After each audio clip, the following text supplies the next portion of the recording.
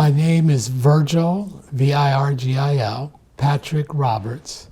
I was born January 4, 1947 in Ventura, California, which is a beach city that's about 60 miles from Los Angeles. And that's where I was born and raised. I've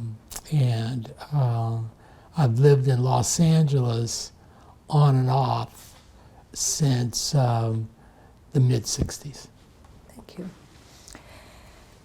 So where did you grow up? In Ventura County? I grew up in Ventura County. Grew up in Ventura City in Ventura County. Oh, okay. Ventura was the county seat for Ventura County. It was a small town. When I grew up, it was, small town America, maybe 35, 40,000 people. It's grown a lot for Ventura. There may be 90, 100,000 people there now, but it's still a small town for California. Tell us about your parents, your mother, your father. What was the relationship like? Who were they? Yeah, my mother and father are really from Texarkana, Texas. They lived really out in the country, so they didn't live in Texarkana. They lived in the country on cotton plantations. They got married relatively old for their generation. I think my mother was 21, my father was 5 years older, he was 26. And when they got married, they started tenant farming. They were sharecroppers in Texas. And they did that for a number of years. My father tells the story that when they first got married and they were working on the plantation, the first year they made a lot of money because the way the sharecropping system works is sharecroppers don't have any money. So usually what you would do is there would be a store that the plantation owner would run, and what you would do is you would get seed and a mule and food and other things from the store on credit, and then you would plant a crop, you harvest the crop, you'd sell the crop, and then you'd settle up at the end of the year. So you would, when the crop was sold, you would then pay off all your debt that you owed to the plantation owner, and if there was money left over, you would share the profits. If you didn't make enough to pay off the debt, then you would remain indebted to the plantation owner.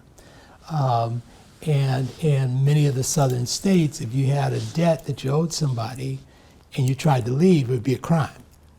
And so that's how that was a system that was put in place sort of after the end of slavery. Plantation owners started doing tenant farming, sharecropping with the newly freed enslaved people. And then there was a whole series of laws built around enforcing that, so that, for example, if you didn't have a job, you would be arrested for vagrancy, and then you would be sent to prison, and you would work on a chain gang on plantations. So you do the same work.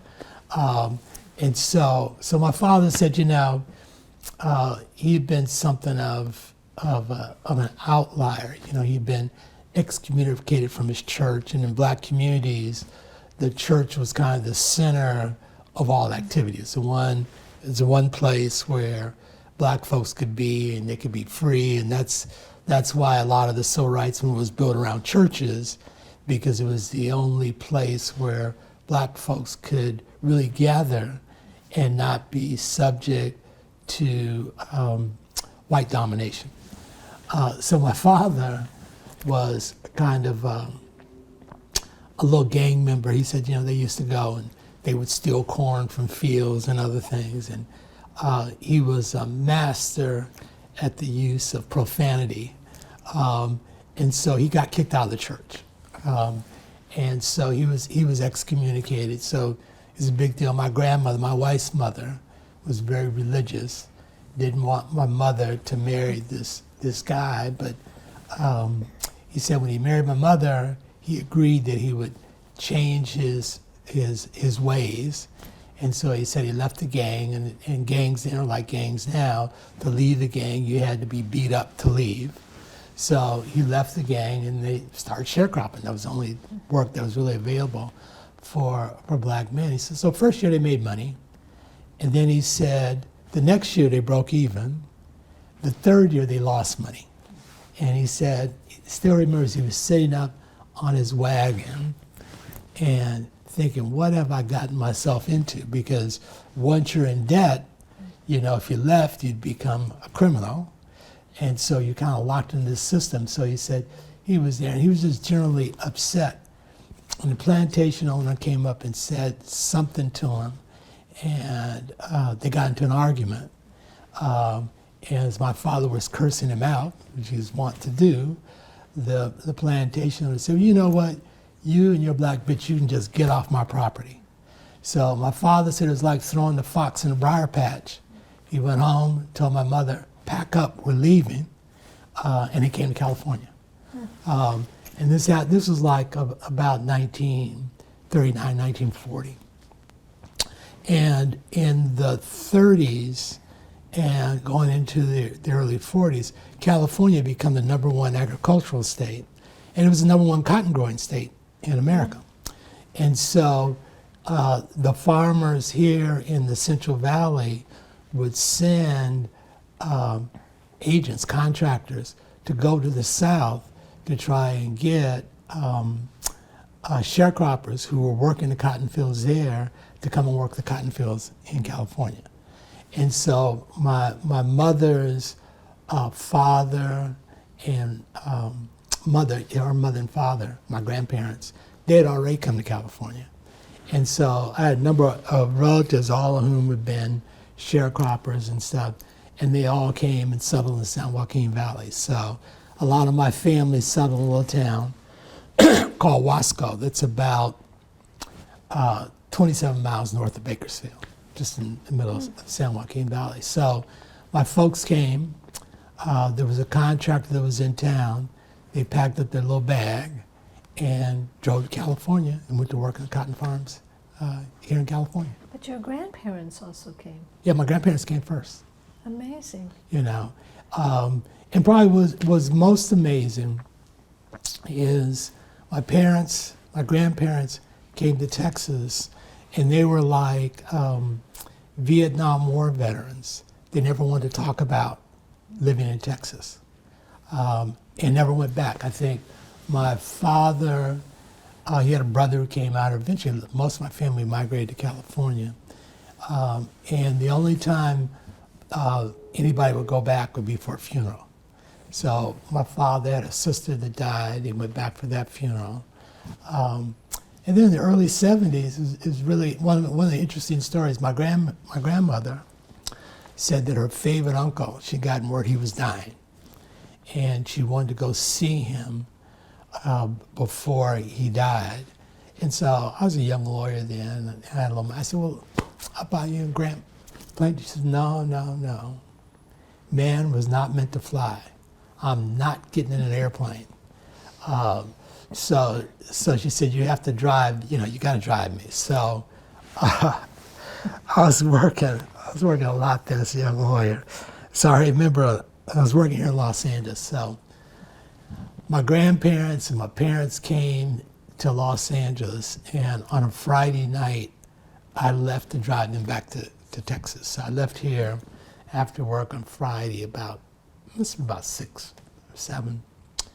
And I literally drove for almost 24 hours. I drove from here nonstop to Midland, Texas.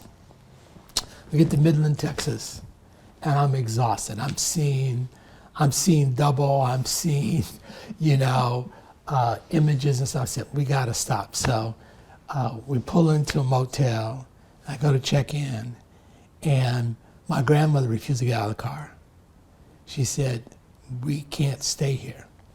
It's too dangerous."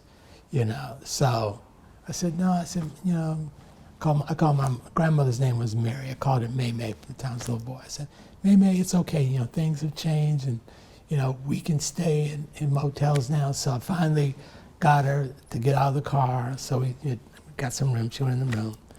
So then the next morning we get up and we go to breakfast, and she said, this is a bridge too far. We stayed at night in the motel. I know we cannot go in the restaurant. And so I said, yeah, we can. So we go in the restaurant.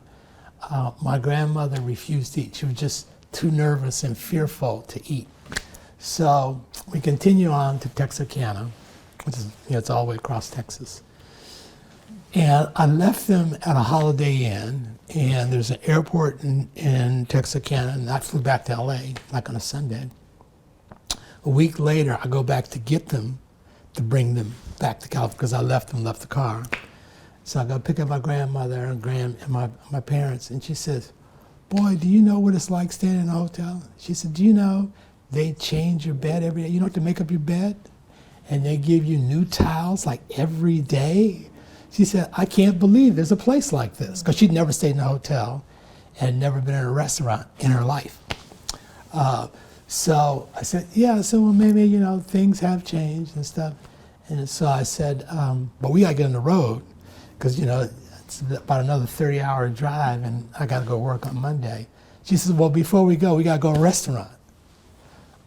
So she took me, we went to a restaurant downtown Texarkana, and one of the things that had happened is somebody told them this was a nice soul food restaurant when they were there visiting relatives and stuff. So they went to the restaurant, and as it turns out, the owner was a white woman who used to be my grandmother's playmate on the plantation that she grew up on, and she recognized my grandmother. And she said, all the food here, as long as you're in town, you just come here and eat, you don't have to pay for anything. So on the way back, my grandmother and grandfather were saying, if we'd known how much things had changed, we might have come back to visit sooner. Because in their mind, when they left Texas, people were being lynched every week. You could not walk on the sidewalk with white people. You couldn't look them in the eye. If you gained any property, I think people would just take it. So you basically had no rights. And so it was such a radical transformation of what was really like the place that she grew up, that it was comfortable because she knew Texas, but it was a surprise that Texas had changed in ways that were beyond her imagination, And so, one of the things that I took from that, the South was always different than the North, because segregated housing wasn't the same in the South as it is in the North. They actually had, black folks and white folks oftentimes lived on the same property, and the kids would play together. But they had, and this is why I like Isabel Wilkerson's book on caste, they had such different roles that they played in society that there was no white fear of black proximity. Because the Ku Klux Klan and others were an ongoing terrorist group that really ruled the communities. They were extra legal, and everybody knew it. So black folks kind of knew their role in society was always going to be second class, and that was the role that they lived to survive. And that's why, like if you read The Warmth of Other Suns is another book that really, it helped me understand my family more than I learned from my family. Because they never want to talk about growing up. It was just too painful. But in order to have a better life, they had to leave the South. And that's why you had huge migration of black folks in the 1900s, really right on up to the 1950s, leaving the South, because basically it was a land of no opportunity for black. There are more opportunities, but the racism that permeates our society, it still permeates our society. So, what was it like for you to grow up in Ventura? Well, it was interesting because Ventura was, it was a small town, very small black population. My folks ended up living there really by happenstance. you know, cotton farming is about a 7 or 8 month job. You know, you plant cotton in really the early spring. You know, you plant maybe in February, and then the work you would do back in the days when my folks would do it, is you would do what we used to call chop cotton. You'd weed the cotton.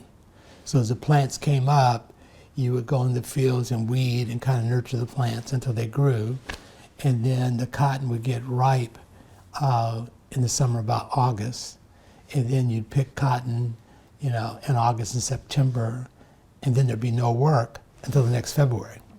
And so what my folks would do, what a lot of people would do, is they would come over to the coast of California and pick lemons, because lemons are winter fruit.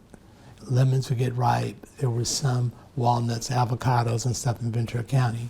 So my parents would come from the San Joaquin Valley to Ventura County, and they had farm workers camps, and they were living at farm workers camp picking lemons in December of 1941 when the Japanese bombed Pearl Harbor. And when World War II started, what that did is it created a huge need for labor. And so for the first time, the construction unions allowed black men to join. Prior to then, I mean, you know, there's a whole nother history of the labor movement. A lot of the labor movement was designed to keep out black labor. I'm going on an aside. You know, so like when you had the waves of immigrants that started to come to the United States, like in the 1880s and stuff, a lot of them came. Well, most of the skilled labor in America prior to that time, it was the enslaved people, because they were the carpenters, the brick masons. In many cases, they were the chefs and stuff. They did all of that skilled labor really came from blacks. That's why, you know, it was the enslaved people who built Washington, D.C. and stuff. And so when the immigrant groups started to come and they formed labor unions, part of it was to end the dominance in skilled trades of blacks. And so when the unions formed, they would not admit blacks. So you couldn't be a carpenter, you couldn't do any of those kind of construction jobs. And that was the case here in California. So you would have, it's like my wife's father was a carpenter, they're from Alabama, but it wasn't until like maybe the 70s before he could get into the carpenters union. Even though he built houses for his family and everybody else and stuff. So there was a way of controlling labor to the exclusion of blacks. So when World War II started, it created huge opportunities for black men to get better paying construction jobs. And so you had sort of an emptying of the Central Valley with people going to places like Los Angeles. It went to places like Oakland, so you had a lot of black workers start working the shipyards and stuff, jobs that weren't available in earlier years. And to backfill the loss of black labor from the fields, federal government created the Bracero program and started to import workers from Mexico to work in the fields. And so in today's world, most people think of farm workers, they always think of Cesar Chavez and Mexican-American farm workers, but if you roll the clock back to the 30s, it's for black people. So all the places like in the Central Valley, the little towns, Delano, Wasco, Shafter, Pixley, I had relatives in all those towns who would come here to work in the cotton fields. What was it like for them to be in those towns? It's like being in the South. You know, like when I grew up, we spent my summers with my grandmother, you know, and as is the case in a lot of places, the places where the black folks live, they didn't have sidewalks, didn't have sewers and stuff. So like my grandmother, you know, she had an outhouse and raised chickens and stuff. It was just like being, you know, on a farm, you know, in some sort of southern town. So when I grew up in Ventura, so there's always a detour from the question you asked me about what it was like in Ventura. So when I grew up in Ventura, what had happened is because my folks where they were literally living in a lemon pickers camp in a town that was a suburb of Ventura, a little town called Satacoy, that really, then it's been absorbed by Ventura now. But because my father got a job working construction, they stayed, and they stayed in Ventura. And as oftentimes happens when you have farm workers that travel together, my mother was an only child, but there were like 4 women that were her first cousins, and their husbands, my mother and my father, and what became my cousins, and they all kind of traveled together, and they all settled in Ventura. So when I grew up in Ventura, I had a number of first cousins that were there in town. My father's brother was there in town, and my father and his brother almost always lived together, and lived in houses next door to each other. So we had a small black community, but like my high school graduating class of about 1,600 students, we had the largest number of black students ever. We had 12. I had a younger brother. When he graduated, there were 2 black kids. There's just not a lot of black folks. And so like I grew up in a pretty much a white town, and that was something that benefited me because we really had a good public education system that I benefited from. And you learn more as you get older, but kind of with all the black kids that were like in my high school class, of the kids who graduated, I would say of the 12, probably 8 went to college. There was a local junior college in town. Everybody went to junior college. It was kind of like, we used to call it high school with ashtrays, but it was kind of part of a little town. People would finish high school, and then you go to the JC. There were some of the guys with high school who went to Vietnam. They got drafted. But from school, you got student deferment, so everybody was going to school. And then a lot of us transferred. I transferred from junior college to UCLA. When I was growing up, I think we had a lot of, I would say, white friends, but there began to be a divergence when we became teenagers because we didn't go to the same parties, as kids grew up and stuff. And because there were 12 black kids in my class, but 10 were guys and 2 were girls, and this was before interracial dating was something that was done. It was one of the kids I went to high school with went to the movies with a white girl, and the next thing he knew, the cops had picked him up and arrested him for, what are you doing going out with this girl? So socially, it was different. Like, I never went to any school dances, never went to a prom or any of those things. But I was an active student. I was involved in student government, and there's another black kid who was like our senior class president and stuff. So we were not, we're not necessarily discriminated against in the education that we received. We had a really strong tracking system back in those days where they had, different tracks they would put kids on. There would be like an honors track for those kids who were the best students that were going to go to college. And we had honors, I think, a college prep, a general, and a remedial. Kind of those were the 4 categories. And so I was probably the only black kid that was in the honors track. So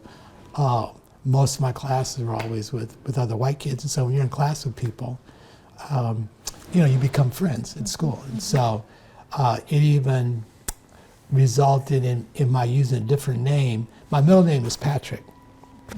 And so all of my life, everybody in my family and all my friends call me Pat. That's how I was known. When I got to junior high school and we were on a tracking system, there were 2 other Pats, and we had all of our classes together. So the teacher started saying, well, we have Pat Davis, we got Pat Odell, and we got Pat Roberts, so we're going to call you by your first name, Virgil. And it was really the first time anybody had ever called me Virgil.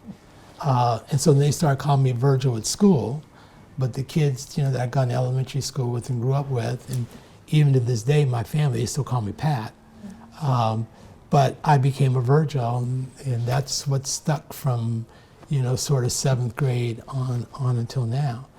But so I got good education, did not get good counseling, because in those days, they generally, I graduated from high school in 1964, and in the 50s and 60s, generally people would say there weren't a lot of professional occupations for black kids. So you would get sort of channeled into professions that counselors thought were the right professions for your people, and so I always knew I wanted to go to college, but I never got any counseling about how to get there. Neither my parents had finished elementary school, and so once I got to about 6th grade, then, the work I was doing, my mother would try and be helpful, but it wasn't anything that they knew. They hadn't taken algebra, and certainly didn't do trigonometry or calculus or chemistry and stuff. So a lot of the courses that I took, I learned how to do it myself. There wasn't anybody in my family. I was the first one in my immediate family to graduate from high school. And there weren't any black professionals in Ventura. There wasn't, like a local black lawyer or a black doctor or anybody like that. So there weren't any role models that I had of people who looked like me. And so when I was about, I was in elementary school, maybe I was 8. And we used to have a bookmobile that would come to the school every week. And I would read biographies. And I read the biography of Ralph Bunche. And he was a UCLA graduate. And he was, the first black man to win a Nobel Peace Prize. And he was a diplomat. And so at that age, that's when I decided I was going to become a diplomat. And it didn't matter what counselors and others said to me. That's what I wanted to be. I set my sights on, I wanted to go to UCLA because he had gone to UCLA, and Ralph Bunche had gone to UCLA, and then I was going to go into the Foreign Service like he had been in the Foreign Service. And so that was kind of like my early career goals and the early motivation I had for what I was learning in school and what I wanted to do and what I wanted to be, because I wasn't a particularly great athlete, so I knew I wasn't going to be a professional athlete. And so Foreign Service Officer is what I wanted to be. Elementary school, middle school, high school, were there any outstanding incidences or anything that you'd like to share? I had really, one of the things, I really good teachers. I had a few teachers that I still remember to this day, because they had a profound impact on what I became as a student and how I moved forward. So the first teacher I had that really, I think, helped me was a woman named Mrs. Rice. She turned out to be both my 2nd grade and my 3rd grade teacher. So in 2nd grade, I was a class cut up, and part of it was because, at least some of the school counselors, because I was real little, I was smaller than my playmates, and so my nickname was Pat the Rat, because I was little, we had nicknames then, but I was also, I was a really smart kid. You know, my mother, you know, was really an unbelievable woman, you know, and I always say that if she'd grown up in a different era, she would have been like a Barbara Jordan or someone. I mean, she, even though not formally educated, was just inquisitive and wanted to know about everything. And so we, you know, we were a poor family. You know, we couldn't afford magazine subscriptions and other things. And so we didn't have a lot of books in the house. But, you know, my mother would get books that people thrown away, and we would read those books. She really understood the importance of the English language. So she used to keep, in our kitchen when we were growing up, she would keep a scorecard, not only for me and my brothers, but all the neighborhood kids. And what she would do is if anybody heard somebody say things like, I ain't gonna do that and stuff, they would come and tell her, and they would get a demerit. So at the end of the week, the kids who used the language the best, she would give them a prize, you know, like a candy bar or something like that. But to try and encourage us to read and to speak English properly and stuff. So when I was in school, you know, my mother obviously wanted us to do well. And so by the time I started kindergarten, I could read. So, you know, I used to ride around, still do it. I'd ride around town, and we'd drive, and it would be like, well, what does that sign say, Pat? And I would read billboards and stuff, and that's kind of how I learned to read. So by the time I got to first grade, I was really pretty much an advanced reader. And in second grade, I was totally bored. So I would bring like my little bean shooter and stuff, and when the teacher was doing things, I would shoot beans at people, and I'd bring my water gun and stuff. So I was constantly doing things. So Mrs. Rice finally said, okay, you're gonna be my assistant. And what she did, you know, when the other kids were reading things like Dick and Jane, she would bring in Reader's Digest for me to read. So she said, read this story, and you gotta write me a story about what you read. And you know, like in Reader's Digest, they would have like spelling words. And so those would be the words that would be my spelling test, not what the other kids did. So that really calmed me down a little bit. And, but I was still a bad actor. So ultimately what happened is when she was there on assignment for just the second grade while they were building a new school on the west side of town. And so that school got completed, and so she went back to that school. So I was going to a school called May Henning, which no longer exists. And the new school was a school called Sheridan Way that was in a poor area. It was in what would be called the poor part of town in Ventura. It was out on the avenue, and it was a housing project that was near that school where a lot of kids went. So they ended up telling my mother that where I was at May Henning was not a good school for me because I was a cut-up. And so they transferred me to Sheridan Way, which that was almost like throwing the fox in the briar patch, because when I went to Sheridan Way for third grade, I had Mrs. Rice again.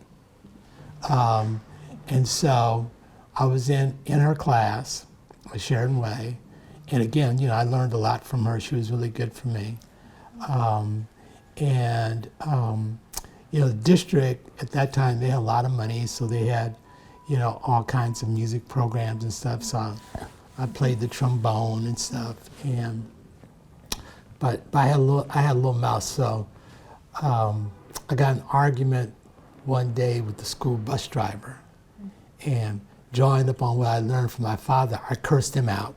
So I got kicked off the buses, and Sheridan Way was a couple of miles from my house.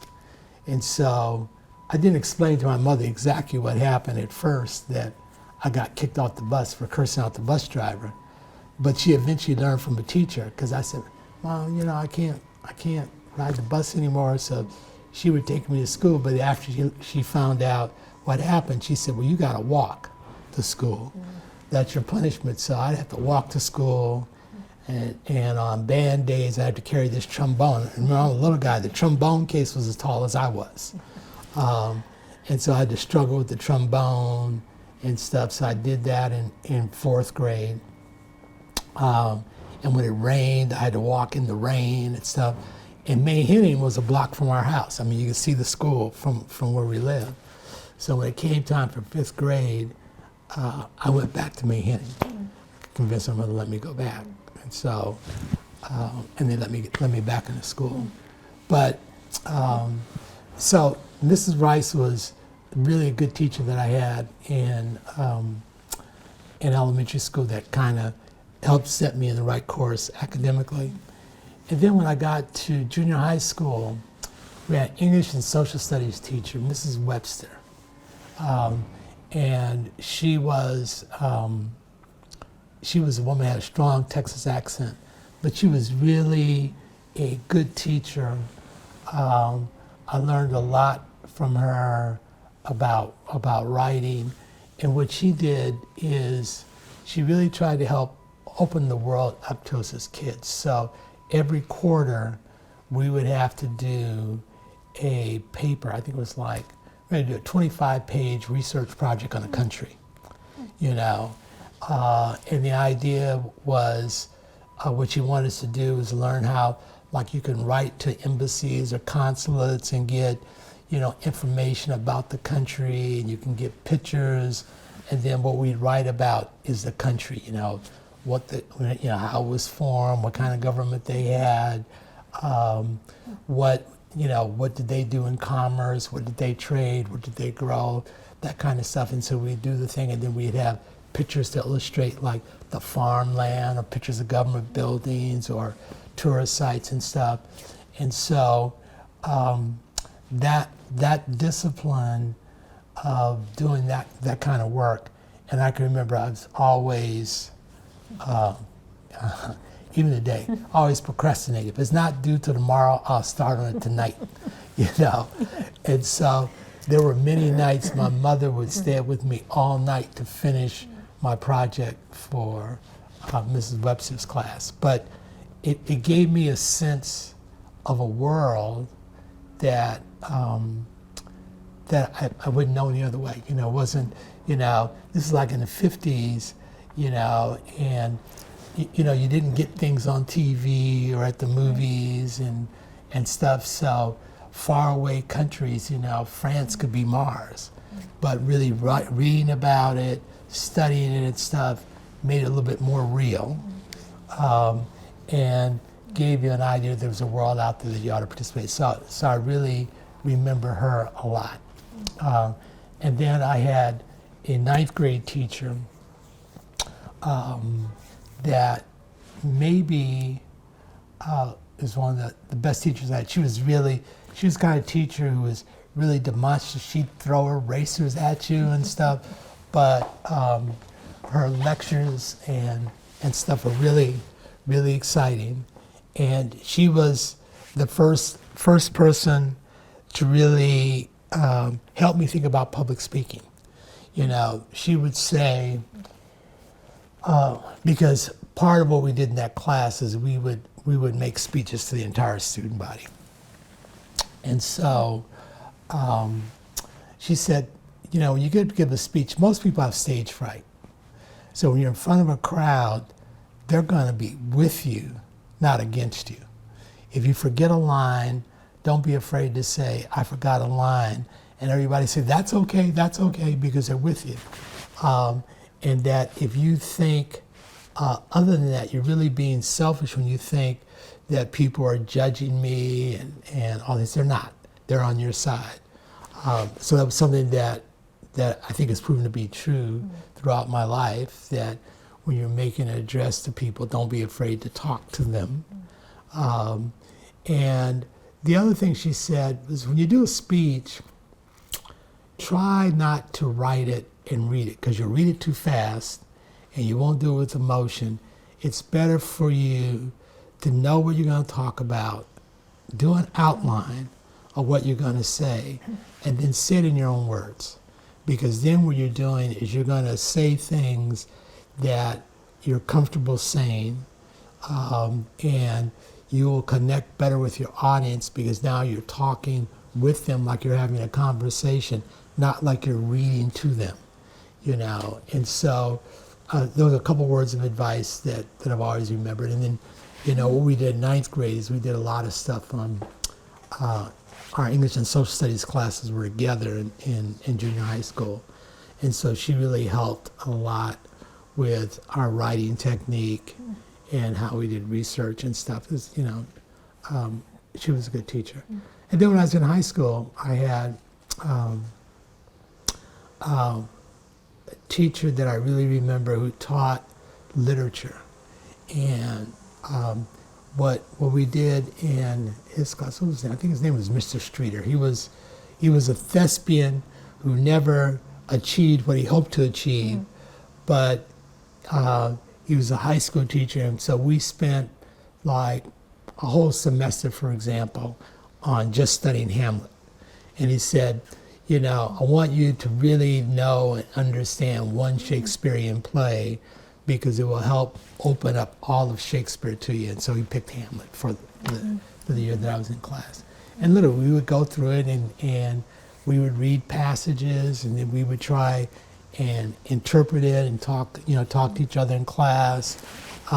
Learned a lot about alliteration. You know, there's a lot of history and stuff that was involved, but it was a way in which he taught us how to appreciate literature as opposed to something you just read and say, well, I read it, but to really read it and understand it. So I thought my public education in Ventura was really good public education in K-12. But the counselors didn't help me get to UCLA. So then I went to junior college. And when I was in junior college, in Ventura. Okay. So I never left town. I was in Ventura. I went to junior college, and I was student body president. So this is how I got to UCLA. So I'm student body president, and every year we would do an awards assembly for all the kids who were finishing and getting ready to go to college, and we'd say, and here's Alice Schleider, she's gotten a scholarship to go to Pomona. And here is, Tom Mello, he's gonna go study journalism at the University of Oregon. So, and my job was to kind of introduce everybody and talk about their scholarships. And so, all these folks got scholarships, I didn't. And there were a group of women in Ventura that were the wives of some of the more affluent people in the county. And they had a club, they called it the 12 O'Clockers Club, because they would get together for lunch. And what they would do is they would raise money. They had a clubhouse for girls. They would give scholarships for kids to go to college and stuff. And as it turns out, my mother, one of the jobs my mother did is she would do domestic work, and she actually would clean the clubhouse for the 12 O'Clockers and stuff. But at any rate, when it was all over, the assembly was over, they went to the dean of men, and they said, well, you have this Negro boy up there, he seemed to be really articulate and stuff, how come he didn't get a scholarship? And he said, well, he comes from a poor family, and they really didn't apply for anything. And they said, well, what does he want to do? They said, well, he told them that I wanted to go to UCLA. I was very open with everybody about my career plan. I said he wants to go to UCLA, and he wants to go into the Foreign Service. And so they told the dean, they said, well, you go and tell him if he wants to go to UCLA that we'll pay for it. And so they did. So I became a club project. So this was the dean of? The dean of men at the junior college. Oh my goodness. And so, part of his job is he was also a development director. So he would work with people to get the scholarship funds and stuff. So they'd gone to him to find out why I didn't get a scholarship. And so when he told them that, they told him to let me know that they would pay for it, and they did. And so they were really They were really good. They sent me pajamas and stuff, and they would bake cookies and send me cookies when I was in college. But they paid for me to go to college, and you know, as we sit here today and look back, those were the days when the UC system did not have tuition. It was free. Ah, interesting. It cost $80, $50 a quarter in registration fees to go to UC. That was it. You had to pay for books, Yeah. and you had to pay for room and board. But that was well beyond the means of my family. You know, to come up with it cost. I think the dorm room cost, for some reason in my mind, six is $937 a month, which was, you know, an unbelievable sum of money to me when I was young. But they paid for my room and board. They paid for me to. They paid my registration fees. They bought my books, you know, and you know, the things you need. You know, you need pads and pens. You know, all my school supplies. They paid for all of that. What was it like coming from Ventura to UCLA? Oh, it was a cultural shock, you know, because I was really like a small town country boy. I was worried that there'd be pickpockets, so I used to put my money in my shoe when I leave the dorm room because I was afraid somebody might pickpocket my money. You know, the first round of classes, I really wondered whether or not I could compete with the kids who were there because I'm a junior. So I'm in classes with people who've been at UCLA for 2 years already and stuff. And so it took me about a quarter to adjust and to realize that, yeah, I can compete with these kids. It actually took me less than that because after about 6 weeks we would be in, you know, we have large lectures and you break down into small sections. And I began to realize that a lot of people who were in my small sections, they didn't know as much as I knew, even though they'd been at UCLA for 2 years before. So, you know, so I got more comfortable, and then I became really an active student at UCLA. And was there any, did you find an African-American community there? There was a very small African-American community. When I went to UCLA, there were maybe, the first year I was there 66. When I transferred in 66, 67, there may have been 80 African-Americans out of the 29,000. So all the years I was at UCLA, I never had a class with another black student. And there was a black community, but it was a small community. And most of the guys were athletes that were on the campus. There were a few that I would say were like me, that were students that were not athletes. And probably my best friend I met at UCLA, a man named Art Frazier, who was from Stockton, and he had a background not unlike mine. You know, he'd grown up in Stockton and had worked in the fields and the cannery and stuff. They were both poor kids, and he was there on a scholarship. I think he had a Regent scholarship. And so we became friends. He lived in a dorm that was close to mine, and we were two of the guys that were on campus that weren't athletes. And so we ended up hanging out a lot together. And we were lifelong friends.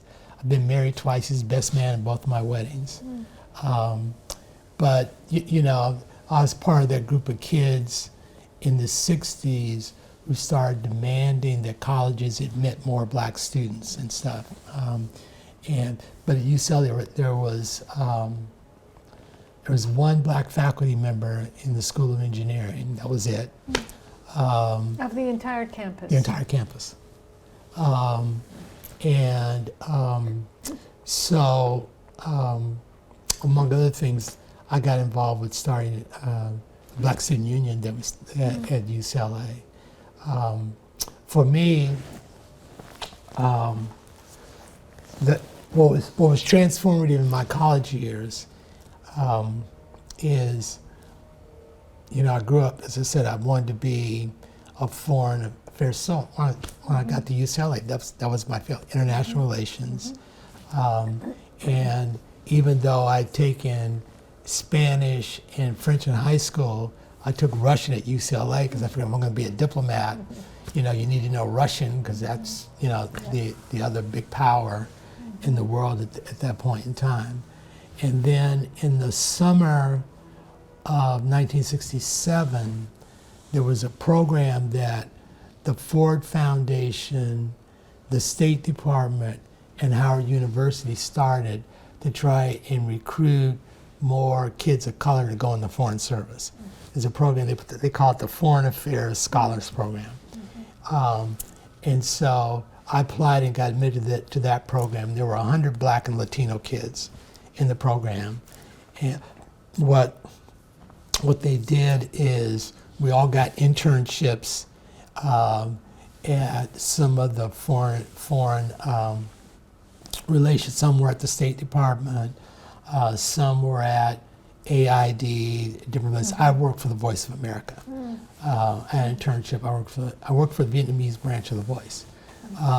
And so we had internships, and then we got invited to cocktail receptions and other things that were going on in DC. And then 3 nights a week we would take classes to prepare for the Foreign Service Officers exam, which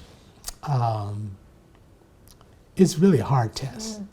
Is of all the standardized tests I've taken, because I've done the GRE, the LSAT, the SAT.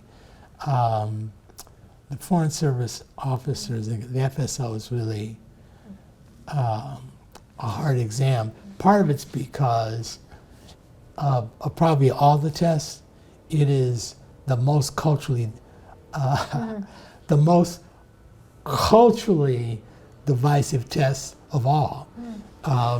Because they, in addition to the normal, logic and math and all that, they have a lot of Americana on it. And it's Americana that you would only know if you grew up upper class and went to Yale. Like I still remember questions on the test, like, you've just been listening to a recording of a speech by a world leader. What record label is this speech probably going to be on? It was Caedmon. Oh my goodness. It was a spoken word record label where they just have speeches and other things. There's no way you would know that, things like, what's another name for an umbrella? Bumpershoot. So there's all this stuff that clearly you would have to have grown up in a certain kind of household or family to even have, first of all, to even come in contact with this. So those were the things that we learned in the Foreign Service Officers course that we took. It wasn't just boning up on English and math. It was really boning up on Americana, things about the comic strips, things about pop culture. But it wasn't like pop culture like Motown records. It would be like pop culture like classical music and stuff. And so it was a very culturally biased sort of exam. And so I studied for the exam, and what the Ford Foundation promises a carrot is that if you pass the exam, you could go to the graduate university of your choice, and they pay for it. And so, when you're doing the Foreign Service Officers exam, it's not only a written exam, but if you pass the written exam, then you have to do an oral exam. And in the oral exam, you meet with a panel of Foreign Service officers and stuff, and they interview you and they ask you anything they want to ask you. And what they try and do is they grade you on, poise, knowledge, intellect, communication skills, etc. And so we got trained to deal with that and stuff. It's like little things because this was back in the days when people still smoked cigarettes. I didn't smoke, but they said if they will bring you in and they might offer you a cigarette to be comfortable before you smoke. And so you light the cigarette and you start to smoke, but then you notice there's no ashtray. What do? Well, what you do is you put the ashes in the cuff of your pants. So there's all this stuff that you gotta learn to be a Foreign Service officer. And so I did all that, but what was going on was the change in America, and the Black conscious movement really started to be birthed. I always say 1966 is probably the date, because that's when the autobiography of Malcolm X came out that became a bestseller that all of us black kids read. Charles Hamilton, who's a political science professor, and Stokely Carmichael wrote their book, Black Power. And probably the thing that was most transformative, that was reminiscent of 2020, in 1967, there were 107 race riots in America. Every major city except Los Angeles had a race riot. It was Newark, Detroit, New York, Washington, D.C. I mean, it was like all of America was burning up. It was also the period of time when the Black Panther Party emerged into prominence in Oakland and started to carry, they started to follow the police around with their guns, and really led to one of the first restrictive gun rights legislation in California, because they wanted to restrict the right to open carry weapons in California, because before 1967, you could carry a gun around and it could be loaded anywhere you wanted to go in California. And so the Black Panther Party took advantage of that, and what they would do is they would do patrols and they would follow police cars. And when the police stopped someone, they would get out of the car with their guns and say, we're here to protect the citizens. So then the police department said, we have to have more restrictions on people carrying guns, especially military assault weapons. So California passed a law, and the Black Panther Party showed up at the state legislature with all their guns to try and prevent the law from being passed. Well, it got passed just like that. So I've often said, if we wanted more gun restrictions in California, all you'd have to do is have a number of Muslims and stuff, get some AK-47s and show up in Congress and show up in different places, and you would get gun control legislation right away. So anyway, working at The Voice, what I did is I did a news show and a jazz show that was then translated by the Vietnamese workers that were working the Vietnamese branch. And so I was watching in '67 all these riots, what was going on, what was happening and stuff. '67 was also when they had the 6 Days War in Israel, which was one of the things that we got. I had a top secret security clearance. I would get to go to the State Department for CIA briefings on what was going on in the world. It was really heady stuff for a young kid, They used to have a room on 7th or 8th floor of the State Department building, and the whole floor was just teletype machines with reports coming in from all over the world, from embassies and CIA offices about what was going on. And so all that information would be collated, and then we would have a meeting to talk about what the current events were, kind of how we would try and shape the stories that we did for The Voice. But it was like a State Department wide sort of meeting. And so fascinating thing about the 6 Days War, the Arabs were getting ready literally to destroy Israel. And it was the most daring account, because the Israelis had these planes they'd gotten from the United States that required 2 pilots, a pilot and a co-pilot. they didn't have enough pilots, so they would fly them with one pilot. And as the Arab armies came across the Sinai Peninsula, you know, it's a huge force because they had all the Egyptians and everything. What the Israeli Air Force did is they left Israel and they flew 200 feet above the Mediterranean so they wouldn't be detected by radar. They flew down the Mediterranean and came in behind Egypt and destroyed the entire Egyptian Air Force on the ground, and then cut off the supply line from Egypt, you know, across the Nile into the Sinai Peninsula. And then they did a blitzkrieg action with their armor. They went all the way through the oncoming Arab armies to the Nile. So they cut off the retreat. And then they had air superiority. And so what happened is the Arab army disappeared. They had mountains of boots in the Sinai Peninsula because that was the way you could tell somebody was in the military, because they had shoes. So all the Bedouin tribesmen and stuff, they took off their boots, they put on robes, and they disappeared into the desert. So it was fascinating to hear these stories from the CIA agents and stuff. But that experience of being one in DC and reading about what was going on in America with all the riots. Now, I'm a kid from Ventura who really had never been in a ghetto, you know? And so I'm walking around DC and, you know, 1967. 1967, you know, so I go up, I stayed at Howard University in a dorm for part of the year.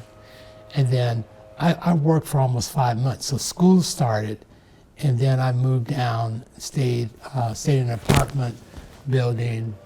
I call it Clifton Terrace. It was like at 13th and U. And then I had some friends who were in the program that were going to Georgetown. And then I stayed with them for a few weeks before I came back to school, because UCL was on a quarter system. So we didn't start school till October. So I worked from May to October for the Voice. But amongst all of these young black folks, we started talking about how can we go and represent America when there's such terrible problems that affect black people in America. And so I think probably of the 100 people, you know, that were in the program, I think probably fewer than 10 actually went in the Foreign Service. That made me decide that I was going to come back, and that's when I came back to UCLA and worked and started a black student union.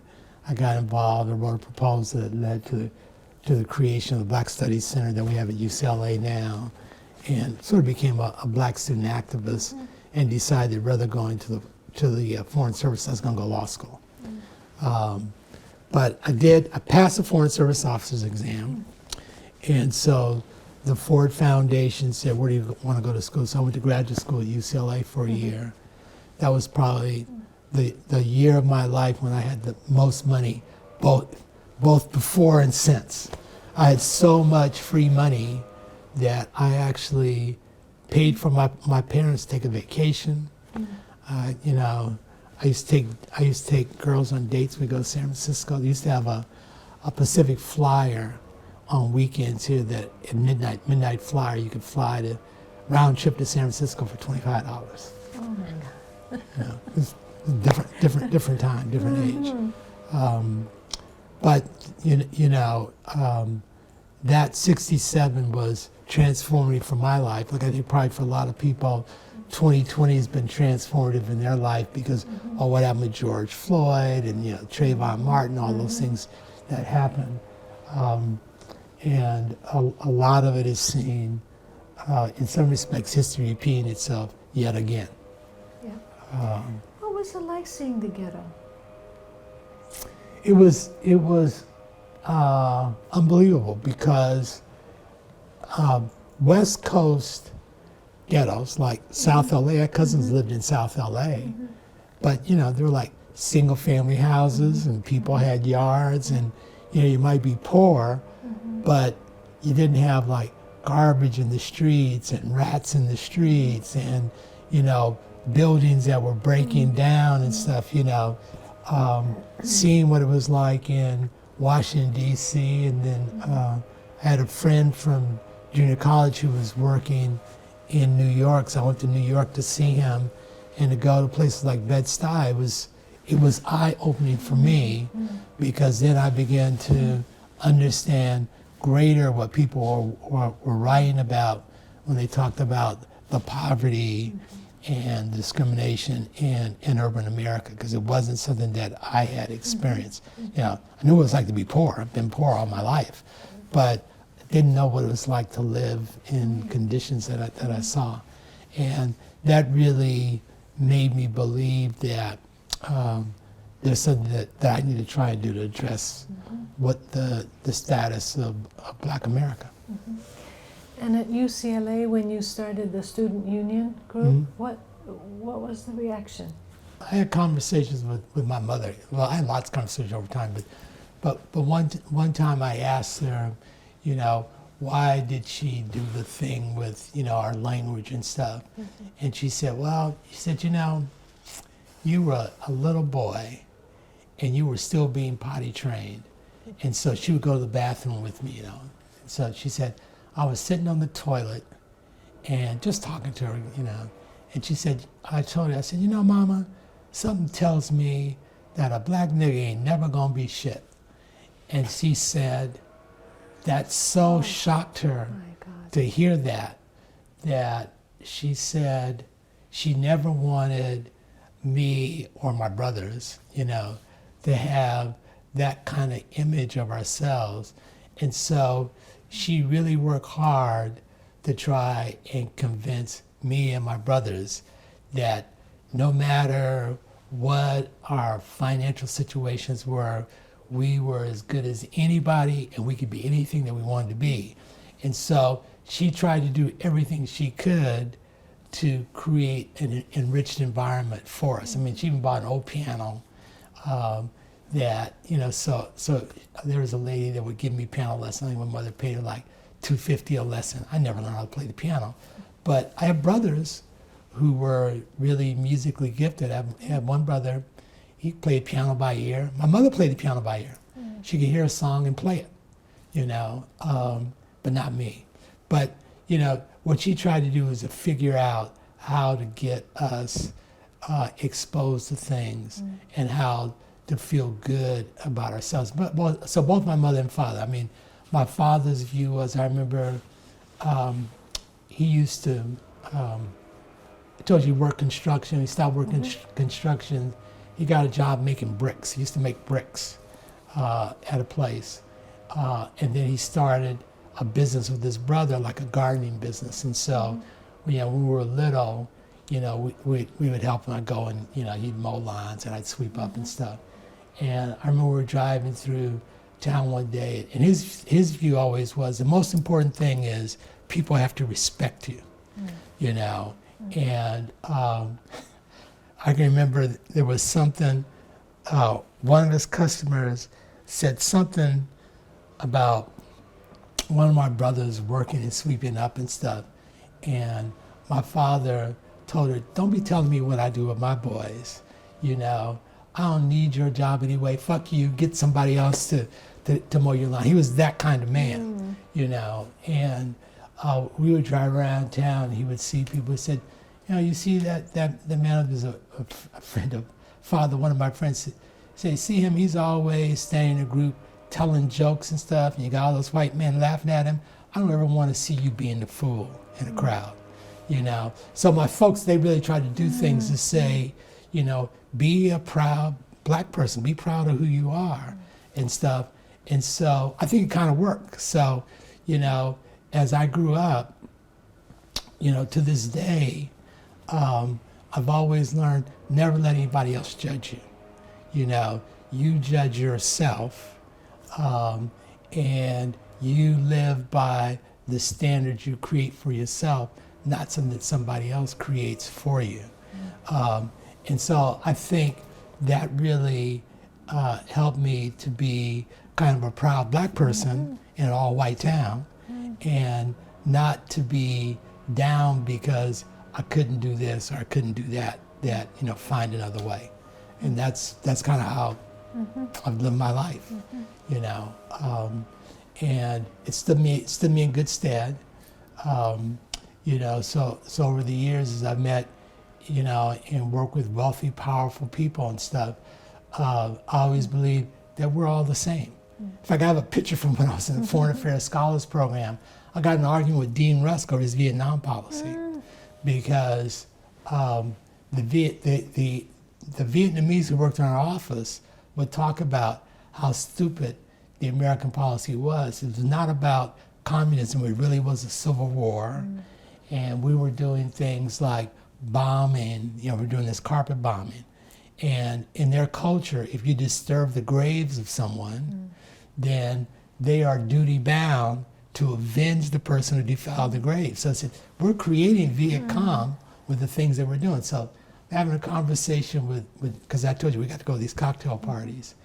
And so we had a conversation, and he started telling me about the apostle, good to meet you. And so I said, well, let me take a few minutes while I got you to tell you our Vietnam policy is all wrong. And so we started an argument. The next thing I know, I'm poking my finger in his chest, and there's a cameraman who took the picture that I have of me having this discussion with Dean Rusk. But I've never felt that there's any difference between people, you know. And it's sort of like I said before, even before we started doing this recording, that one of the great problems that exists within America is the lack of physical contact, and I mean in a meaningful way, with people of different racial and ethnic groups, because a lot of times once you get to know people, your attitude totally changes. You know, so even in our little town of Ventura, when we moved, we lived in kind of a poorer area of Ventura. They built a freeway, and it took our house, and so you know we got money, so we moved to an eastern part of Ventura. When we moved into what was then an all-white neighborhood, and this is a town was basically it was 90% white, but we moved in this neighborhood, and the neighbors in the block tried to form a coalition to keep us from buying the house. And this was in the days, you know, all these houses had restricted racial covenants, so you had to buy the house from a white man who could buy the house because you couldn't buy it directly. So we bought the house. Neighbors found out we had this house, and so for a week or so, my father would, he got a shotgun because my mother didn't want to have guns in the house. So he got a gun, and he would stay up all night at the front of our house, hoping nobody would firebomb our place.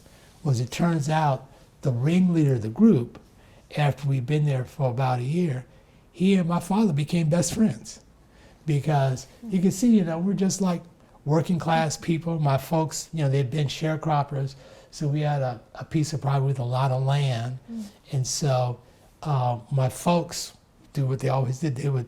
We had a huge garden, so we had, you know, apricot tree, plum tree, peach tree, fig tree. We had corn and carrots and potatoes and strawberries and blackberries, and we grow all this food and then give it to the neighbors, you know, that we didn't eat. And so the neighbors, many of whom had been hostile to us moving to the neighborhood, once we're in the neighborhood, we all became friends, you know. But that just comes about from getting to know people, you know. And so I would say with me and my brothers, I still have a brother who lives in Ventura, a lot of the kids that we grew up with in high school, I mean, you know, they became like sort of like lifelong friends, even though when I was growing up, we did not get together socially. By the time my younger brothers, I have brothers like 3.5 years younger, and then another one who's like 8 years younger, they were fully integrated, and both of them, well, the brother that's close to me ended up marrying a girl that's Puerto Rican, and my brother still lives in Ventura, married a girl that's white, you know. but a lot of it has to do with just breaking down the barriers of stereotypes, you know, what people think you are. It remains the problem that goes back to the Tocqueville saw it was a problem, you know, the race problem in America, you know, remains a problem that we still haven't solved. Yeah. So back to the student union, I wanted to know, did you want to start this because of your travels to DC? What prompted you? Yeah, what prompted me is this sense that black students need to organize to do things for black people. It was almost like, you know, there'll be a dance or something that starts in one part of the country and just everybody's doing the same dance, you know. Well, I think all across college campuses in the mid 60s, I would say like 67 going forward, everybody said we need to do something as the privileged black kids to change the way our institutions work. And so what we came together to do was to try and convince the university, one, we need to have more rigorous study about the black experience in America, you know, that hence having, you know, Black Studies program. Two, we need to make the opportunities of a higher education available to more black students and brown students and students who've been historically discriminated against. And so the vehicle for kind of doing that was, first you got to organize people you have on your campus so you have some kind of body that you're representing, as opposed to you as an individual going in and saying, this is what I think we ought to do. It's like, this is what we think we ought to do. So the first thing that I think we did at UCLA is I got together with some other students who were there and started saying, we need to start a black student union. And so there were, you know, maybe 5 or 10 and started saying, you know, let's have a meeting, people come, and then people started coming, and people were buying in because we're coming out of the trauma of 1967, not unlike the trauma that you see now with kids who've gone through the George Floyd. So we need to do something, you know, like Black Lives Matter. Back then it was, let's start a black union, black student union. And so there were black student unions that started, you know, all over the country. And then people started having regional meetings of black student unions and stuff. So there was a whole movement that impacted the black community amongst young black kids, you know. So we started UCLA, and we really got the university to do some things to look at beginning to hire more black faculty. There was a black man who was there as an intern, administrative intern. His name was CZ Charles Wilson, and we put pressure on the university. Let's not make it, give him a full-time job. So they actually made him an assistant vice chancellor. He ultimately became a vice chancellor and served there, you know, 30 years. He retired maybe 20 years ago, but he had been, he was an economist and stuff. And then we started saying we need more faculty members, we need more students. And so part of starting a Black Studies program was to create an academic program that would have a need for professors that talked about the black experience, that would then get black professors on campus. Because one of the things that I know we realized, certainly I realized as a student, universities are run by faculties. Students come and go.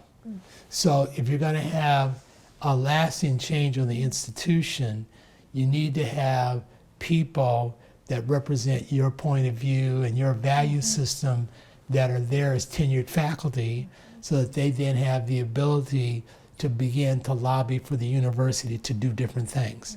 So how do we get tenured faculty? Well, we need to get people there to teach some things. So why don't we come up with some subjects around the black experience that they could teach? And so when I first laid that argument out to Chuck Young, was our chancellor and stuff, you know, his response, there is no black science, you know. And I said, it's not like black science.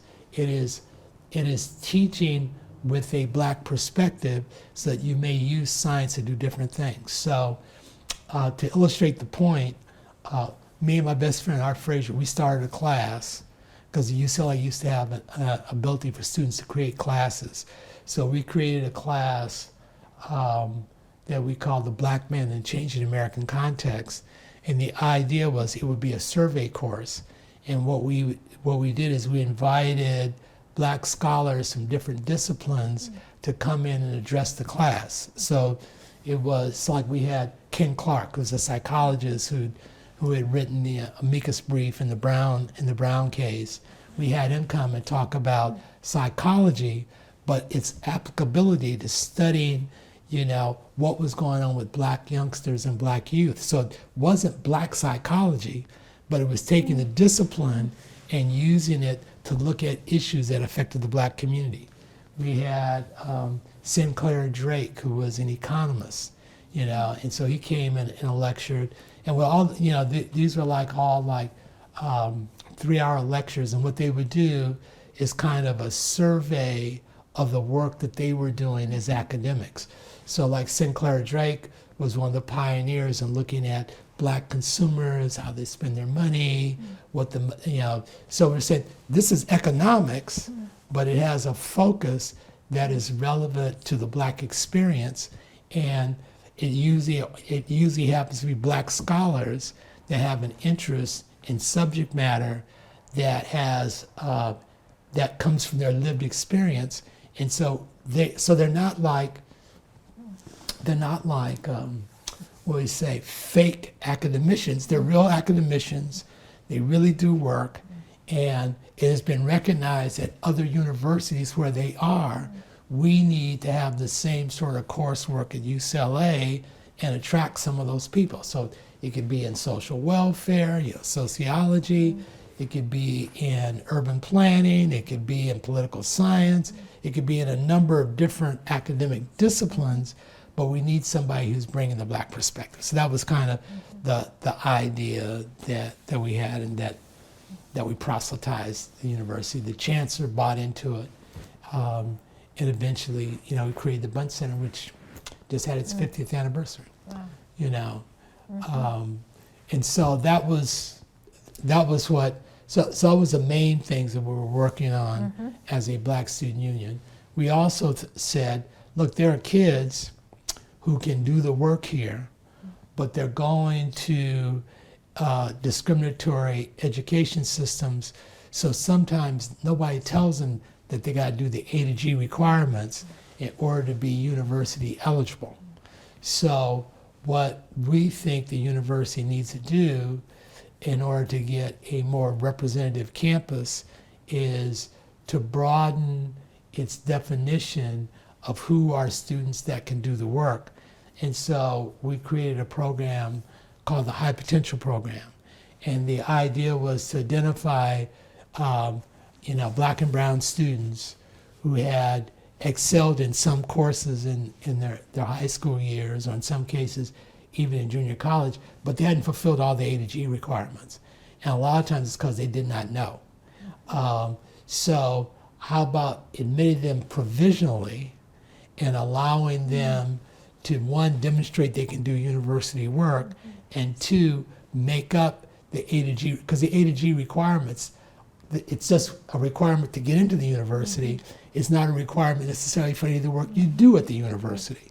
So there ought to be a way that you can address the racial inequity that exists in our society to let more students come in who can do the work. And so the chancellor, but Chuck Young was a very forward-thinking chancellor, so he bought that.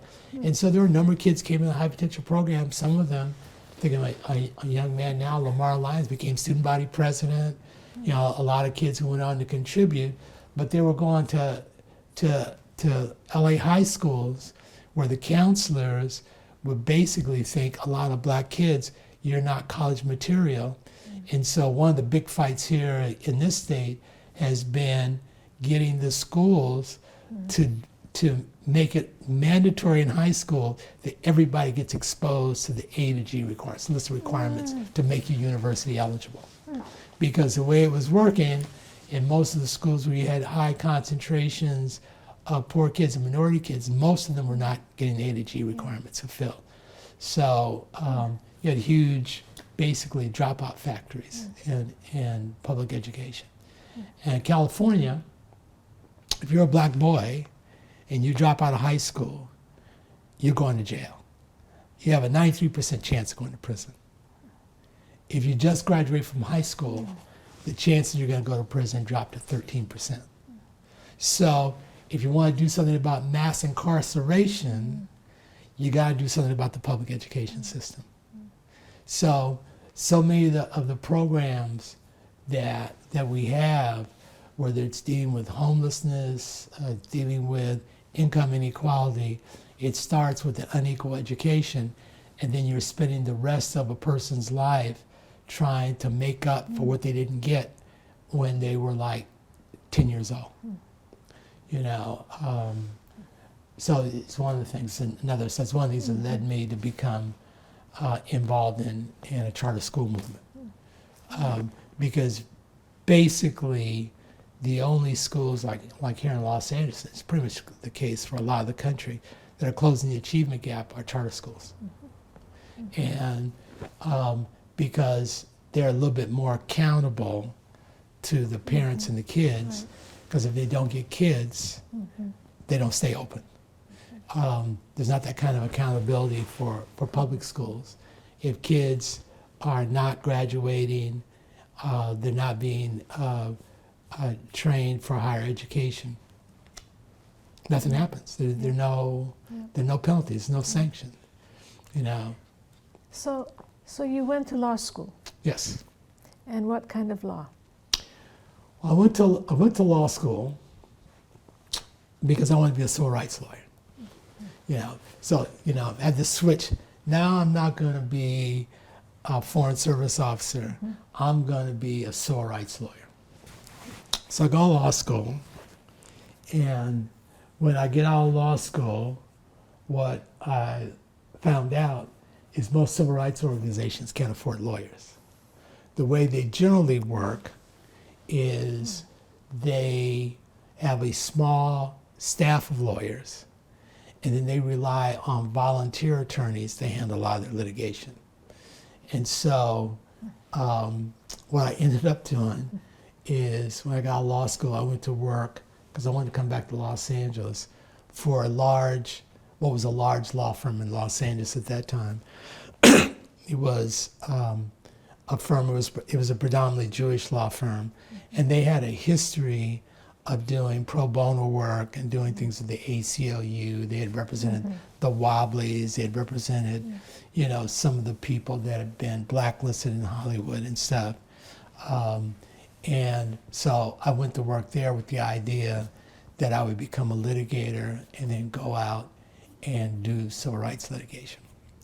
So I did do that. I went to work at the law firm. I stayed there about 4 or 5 years. And then I started my own practice. In my own practice, I did do some civil rights work. I represented, I did work for the Lawyers Committee on Civil Rights. And then I represented the NAACP that intervened in the Los Angeles school desegregation case. I worked in the school desegregation case here. And then something happened. So my work, both in what I read and what I learned in my work in the school desegregation case, really convinced me that if there was one institution that could change the outcomes for the black community, it's the public education system. And so I decided in my own mind, you know, you always have to figure out, well, what can I do one little person? So in my own mind, I decided what I would try and work to do was to work on reforming public education in Los Angeles. Well, so the desegregation, so the voters in California passed a proposition in 1980. It was Prop 1, 1980, maybe 1979. Because as we're starting to try and implement a desegregation plan, there was a huge public pushback. There's an organization called Bus Stop that started here in Los Angeles, primarily in the San Fernando Valley, that really led to the creation of a number of political careers. Bobby Fiedler and others got elected to Congress on stopping the desegregation of the schools. And one of the things that I try hard to do, I always think that progressive people aren't good with sloganeering. And I begin to realize we were losing the desegregation cases when they started talking about it as forced busing. Nobody wants to be forced to do anything. And in a city like Los Angeles, buses ran everywhere because it's such a large thing. But there's this huge movement to stop forced busing. And eventually there was a proposition put on the ballot of California. In California, I was put things again. In California, the California Supreme Court had decided that schools had to be desegregated based on a denial of equal protection of the California Equal Protection Clause in the California Constitution. And what the California Supreme Court had held was that the evil was segregation because it was having disparate impact. And it did not matter what caused the segregation, whether it was caused by de jure acts or de facto acts. It's the fact of its existence that was the evil that needed to be eradicated. And so that was the decision in Crawford versus Board of Education. And so that case started in 1961. It took years for it to be tried. Then it went on appeal. It took years for the appeal, and it was finally remanded back in 1976. So you roll back the calendar in 1961. I'm in high school, so I went all the way through high school, through college, through graduate school, through law school, and the case still had not been decided. And so finally the Supreme Court decided in 1976, and they remanded it back to Los Angeles for the implementation of a desegregation plan. When they remanded it back for the implementation of a desegregation plan, that's when the National NAACP came and got involved, and they asked for volunteer lawyers to get involved to represent them in that case. And so I was one of the lawyers that volunteered to represent them. And so there were a whole bunch of lawyers. There were lawyers from the ACLU, NAACP. There was a community group called the Integration Project. They intervened in the case. So there were so this is a massive case. So you go to court, there'd be 15 lawyers and to make motions. At any rate, so what Bus Stop did is they put on the ballot a proposition that required that the California Supreme Court no longer could decide cases under the Equal Protection Clause without finding causation. And essentially what they said, the Equal Protection Clause of the California Constitution should be interpreted and administered in the same way the Equal Protection Clause is administered in the federal system under the 14th Amendment. And so under the federal system, the Equal Protection Clause can only go after something that's having a disparate impact on a group that's in a suspect classification if there has been state action.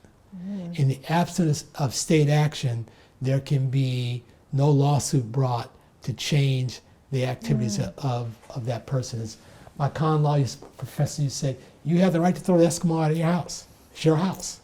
But if you've got a restaurant, and it's open to the public, and you've got public licenses, you can't throw the Eskimo out of the restaurant. Right. Okay. Right.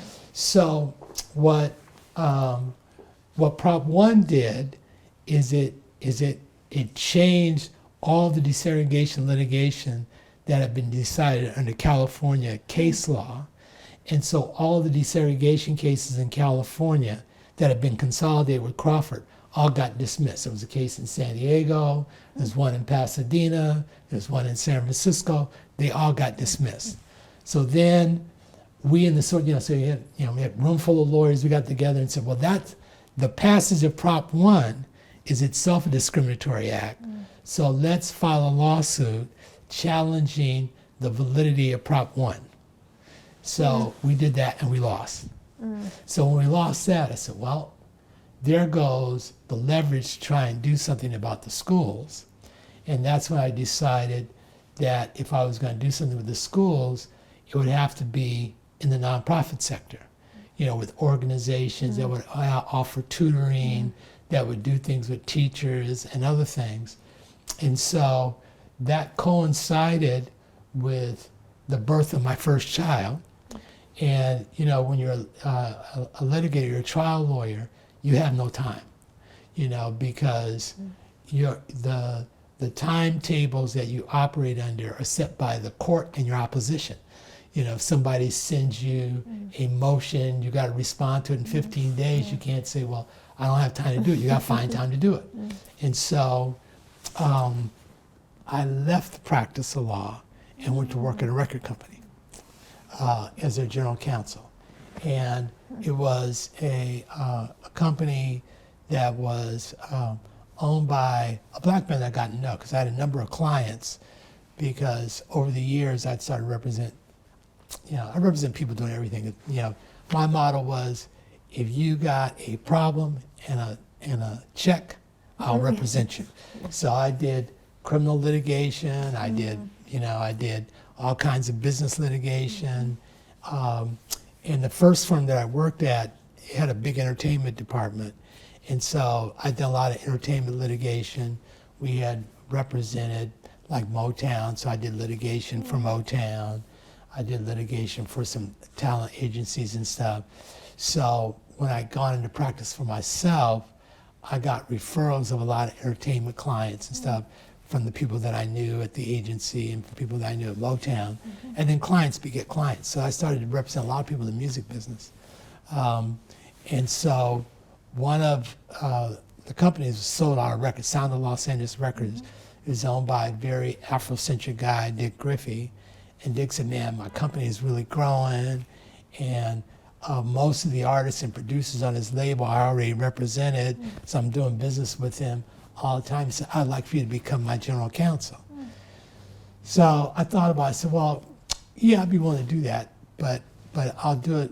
But there are other things that I want to do with my life, and that was one of the benefits of having your own practice. I could kind of keep track of my own time. I said, because I want to get involved with some community groups and stuff, because I think educating. He said, fine. As long as my record company's going, you can take as much time to do all that community stuff you want to do, fine. So I went to work at Solar, and I stayed there for about 14 years. And then I got involved with a number of school reform groups here in Los Angeles. And so most of the school reform efforts, that we've had to try and make the public schools better, I've been involved with. So I was involved with I was a founding board member and later chair of an organization called Los Angeles Educational Partnership.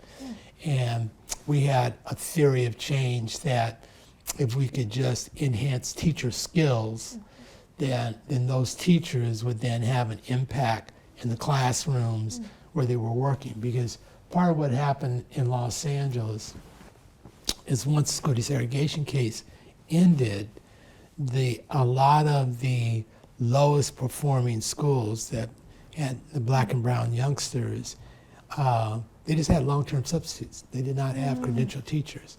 Even today, probably 20% of the teachers in LA Unified are not credentialed. And because of union contracts, the teachers get to pick their schools. And so what you end up with is the kids with the greatest needs usually have the teachers that are least able.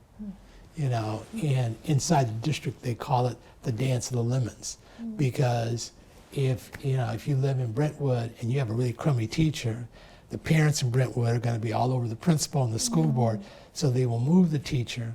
But in LA Unified, you get tenure after 2 years, so you can't fire them. So you have to move the teacher.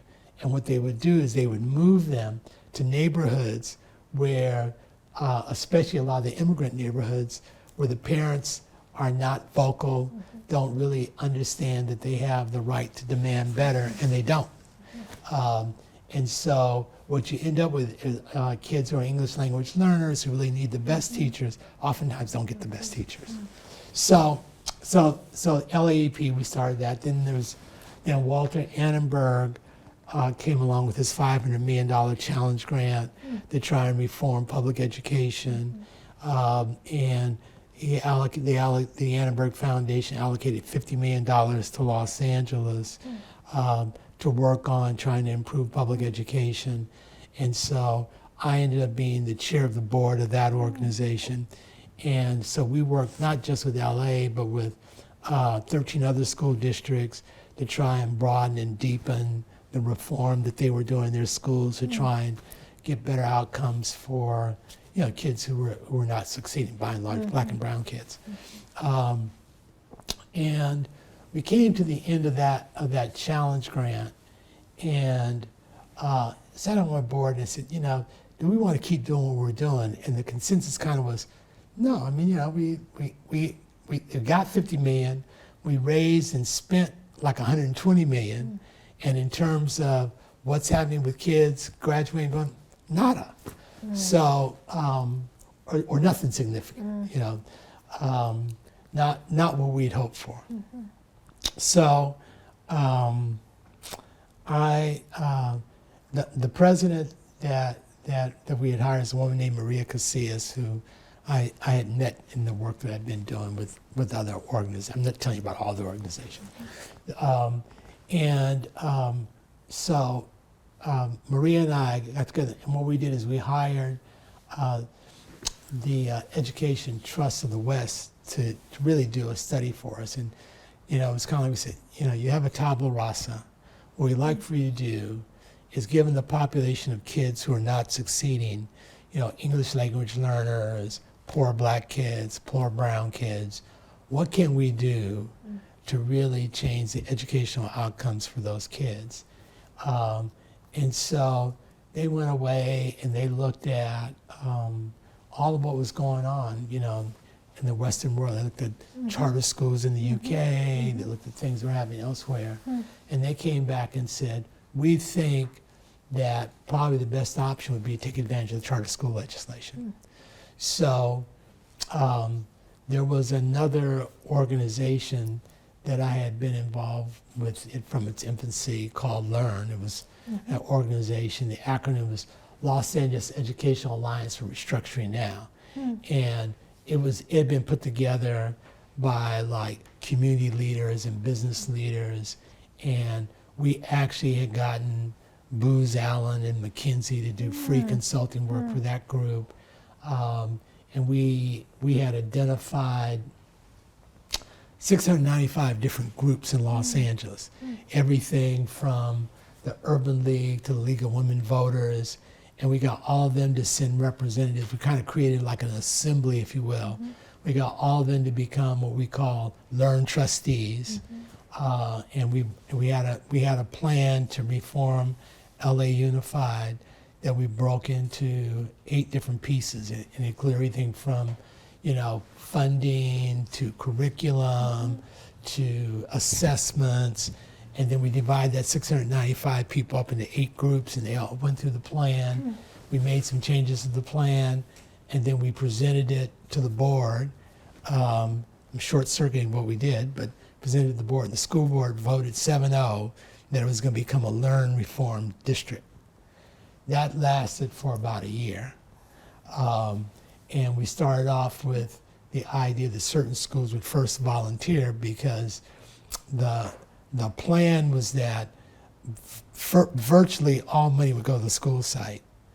The school site would have principal, parents, and teachers that come together as a school community, and they would have the freedom to devise kind of like their own curriculum, come up with their own staffing patterns, and even their own bell schedule to fit their communities, and that they would then buy back services from the district. So if you needed support for counseling or other things, then it would come out of your money. So rather than the district mandating things, it would be schools saying, this is what we need for us to succeed. And so they even created a LEARN office at the district and stuff. And the short of it is, all that ended up not working. And so, so we took what had been the Annenberg board and the Learn board and merged the two organizations together to create an organization we called the Alliance for College-Ready Public Schools, and decided what we would do is demonstrate what was possible. So what the district didn't do is what we really did with our charter schools. So we started creating charter schools, and the idea was that all the money would basically go to the school site. They would buy back from a central office certain central services, but they would have flexibility to decide upon their staffing patterns, et cetera, so they could decide, I need to have a vice principal or I need to have a counselor. You know, but they could decide what's needed for their communities, and the decisions would be made by the principal, teachers, and parents at the school site. And so that was kind of the way that we built the Alliance for College-Ready Public Schools. We now have about 25 schools. Most of them high schools. I think we have 19 high schools and 6 middle schools. And we started with high schools because that's where the dropout factories are, you know. And when you talk with educators, say it's so hard to do the kind of work you have to do with high school students to get them equipped and prepared to go to college. And so we wanted to show that the problem is not the kids, the problem is the system. So all the schools that we built were in the lowest performing areas. You know, we built schools like, we have schools in Watts and Pico Union, East LA, places where the high school dropout rate had been like 60%. And in our schools, virtually everybody graduates from high school. And over 90% of our kids get accepted to 4-year colleges, and 80% of them are going to college in these same neighborhoods.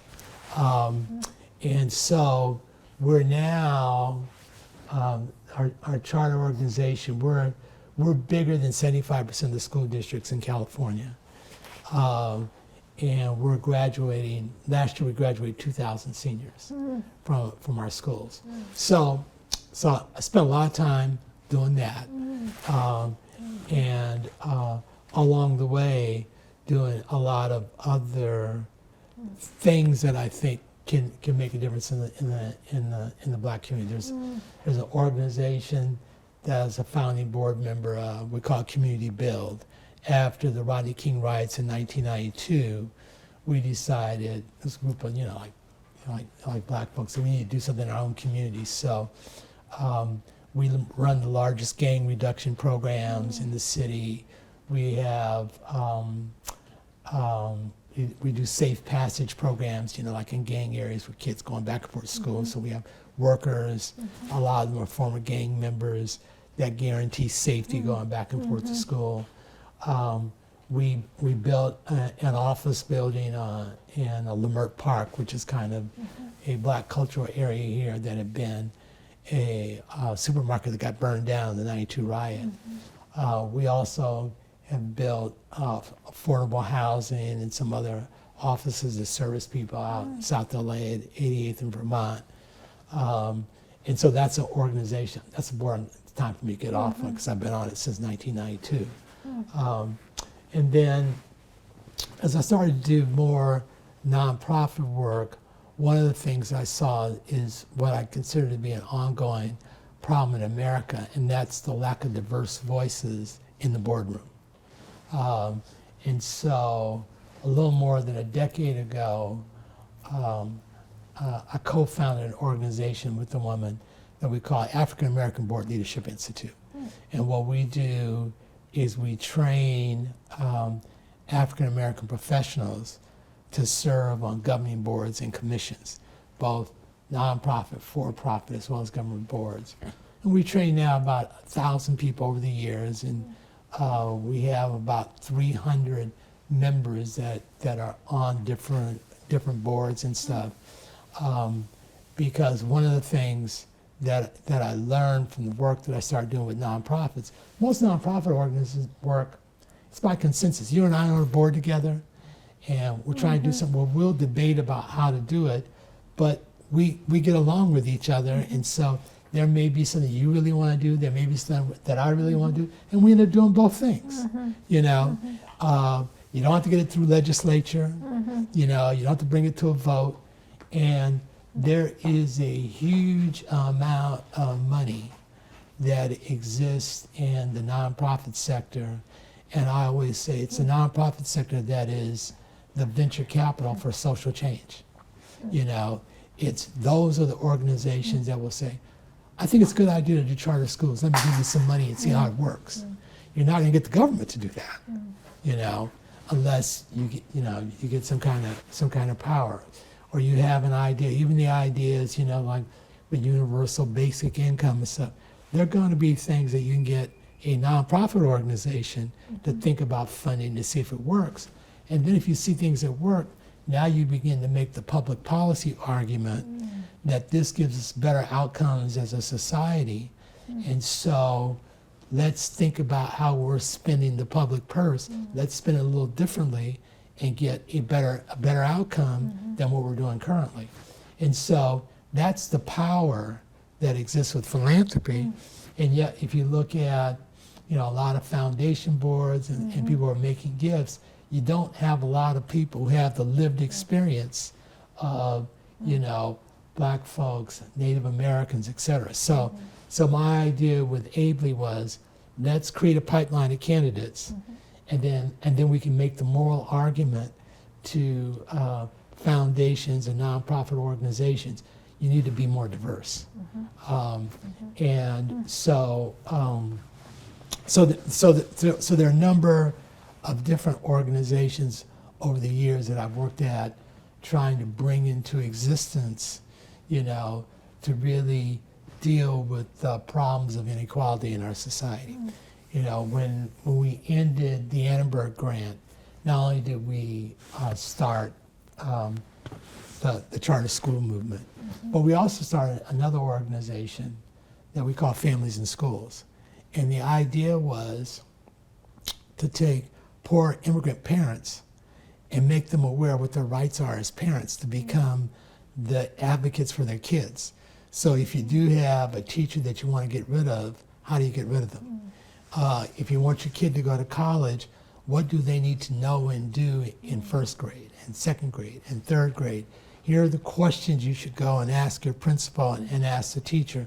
So because a lot of times what you have in the teaching force is you have middle class educated people, and they don't necessarily believe that these poor uneducated parents can really contribute in a substantive way to the education of their kids. And it just comes from a bias and a stereotype that you have from your lived experience as a middle class person. You know, because you say, if these people knew more, they wouldn't be poor. Well, my lived experience tells me that's not true, you know. And my mother was a poor woman, but she was concerned about what happened with our kids. So, you know, she got active in the school. She was like the first Black PTA president of a school in Ventura and stuff, because she understood that you need to be present in a certain way to help your kids. And she was learning as doing. I mean, you know, she hadn't gone to school and been in PTAs, but she knew it was something she needed to do. So with Families in Schools, we really teach parents about how to be advocates for their kids, but we also developed a curriculum to teach teachers how to be welcoming, you know, people in the school to parents who come. So rather than pushing them away, here are things that you need to do and say, because there are ways in which you can get assistance in your classroom. So I had a daughter who's a teacher. My childhood in Ventura, it was almost like growing up in Mayberry. You know, at Ventura, when I was a kid, we had a police department. There were 8 people in the police department that we all knew by first name. So like if I was out late at night, wasn't a lot of places to go, but sometimes we just walk the streets. You could stop a police car, they'd take you home. you know. And there was a local boys club that was run by the police department. It was a police boys club. And so, you know, I would say the relationship with the police as it exists in urban areas, was one of many eye-opening things for me, having grown up in a little town where, you know, if kids did things, they wouldn't lock you up. They would take you home to your parents and say, do you know what we just caught Junior doing or Virgil doing or somebody doing? And they would leave it to the parents to discipline. You know, small towns are so different than big towns, you know. Like when I was a boy growing up, we never locked our doors. You know, I still remember I came home, I took a bus from UCLA and came home one day and nobody was home and the doors were locked. And I remember asking them, I said, Mom, why are the doors locked? She says, well, don't you read the papers? You know, she's read the LA Times. He said, anyway, there's all kinds. I said, there's no crime here in Ventura. He says, but, which is one of the things I think the news media will do. You know, you turn on the news story, you're always going to hear about a shooting somewhere. It may not be in your community, but you're going to hear about it somewhere. So you have this generalized sense of crime. But no, you know, growing up in Ventura, you know, I think, you know, other than an idle thing of somebody maybe calling you the N-word, by and large, we didn't have, you know, those kind of racial incidents. Like I said, you know, when we moved, there were people who didn't want us to move into the neighborhood, but we moved, you know, and, you know, we didn't have the same sort of social interaction. But I would say my real awakening to the power of how things can affect folks negatively, I really felt it when I went to DC. You know, and even though DC was pretty much a black city, it was in that context, you know, seeing even like within the Foreign Service, the fact they didn't have any black Foreign Service officers. You know, you know, I said they didn't have any. I mean, you know, for all practical purposes, and so I think I became a lot more aware of things, you know, from '67, and it was almost like my antenna got tuned to other channels. So there may have been messages that were being broadcast, but I wasn't picking them up, you know. And then, you know, like if I go to Ventura now, I mean, it is. I have friends who live in Ventura that I grew up with. They can't imagine how I could live in Los Angeles. I'm talking about white friends. You know, I live around all those people, all that crime, all that traffic, you know. And so going to New York, from Ventura to New York, it's like it's a cultural change. Sure. You know, Ventura City, there are no tall buildings. You know, when I was in junior high and high school, there's something here in California called California Scholastic Federation, and if you get certain grades, if you have like 3.4, 3.5, something like that, you become a CSF member. So, and in our schools in Ventura, if you became a CSF member, which meant you were a good student, you get to go on a field trip to LA. And we would always come to LA, and back in the 50s and 60s, you can't see it now, but the tallest building in Los Angeles was City Hall. And they used to have an ordinance that no building could be taller than City Hall. So there were a bunch of low-rise buildings in Los Angeles, no high-rise buildings. And so we would go to City Hall, and one of the treats was riding an elevator. There were no elevators in Ventura. We'd ride the elevator, go to the top of City Hall, and then we would go, there used to be a downtown shopping district, we'd go into these big department stores, big department stores in Ventura. and then we would go to like Grauman's Chinese Theater, or later on the Cinerama Dome opened. It was a great big theater. I mean, there were no theaters like that. You know, it was like a little Yes. little town. It was the country seat of Ventura Yeah. County, and it wasn't even the biggest town in Ventura. But you know, these were in the days before California really grew, and so it was a little town. I mean, you know, you could walk in half an hour from one end of town to the other, and everybody sort of knew each other. You know, it was one of those towns where if you didn't know the people, it's always 1 degree of separation. You could say, "Oh yeah, that's the Applegate house, and they have 2 kids," and you know, you know, it was kind of like you knew everybody in town. It was that kind of town. So you said you had, you've married? And, Yes. And children? Yes. What do you think life is like for your children in comparison to your upbringing? Oh, it's very different. My kids are middle class, black kids. You know,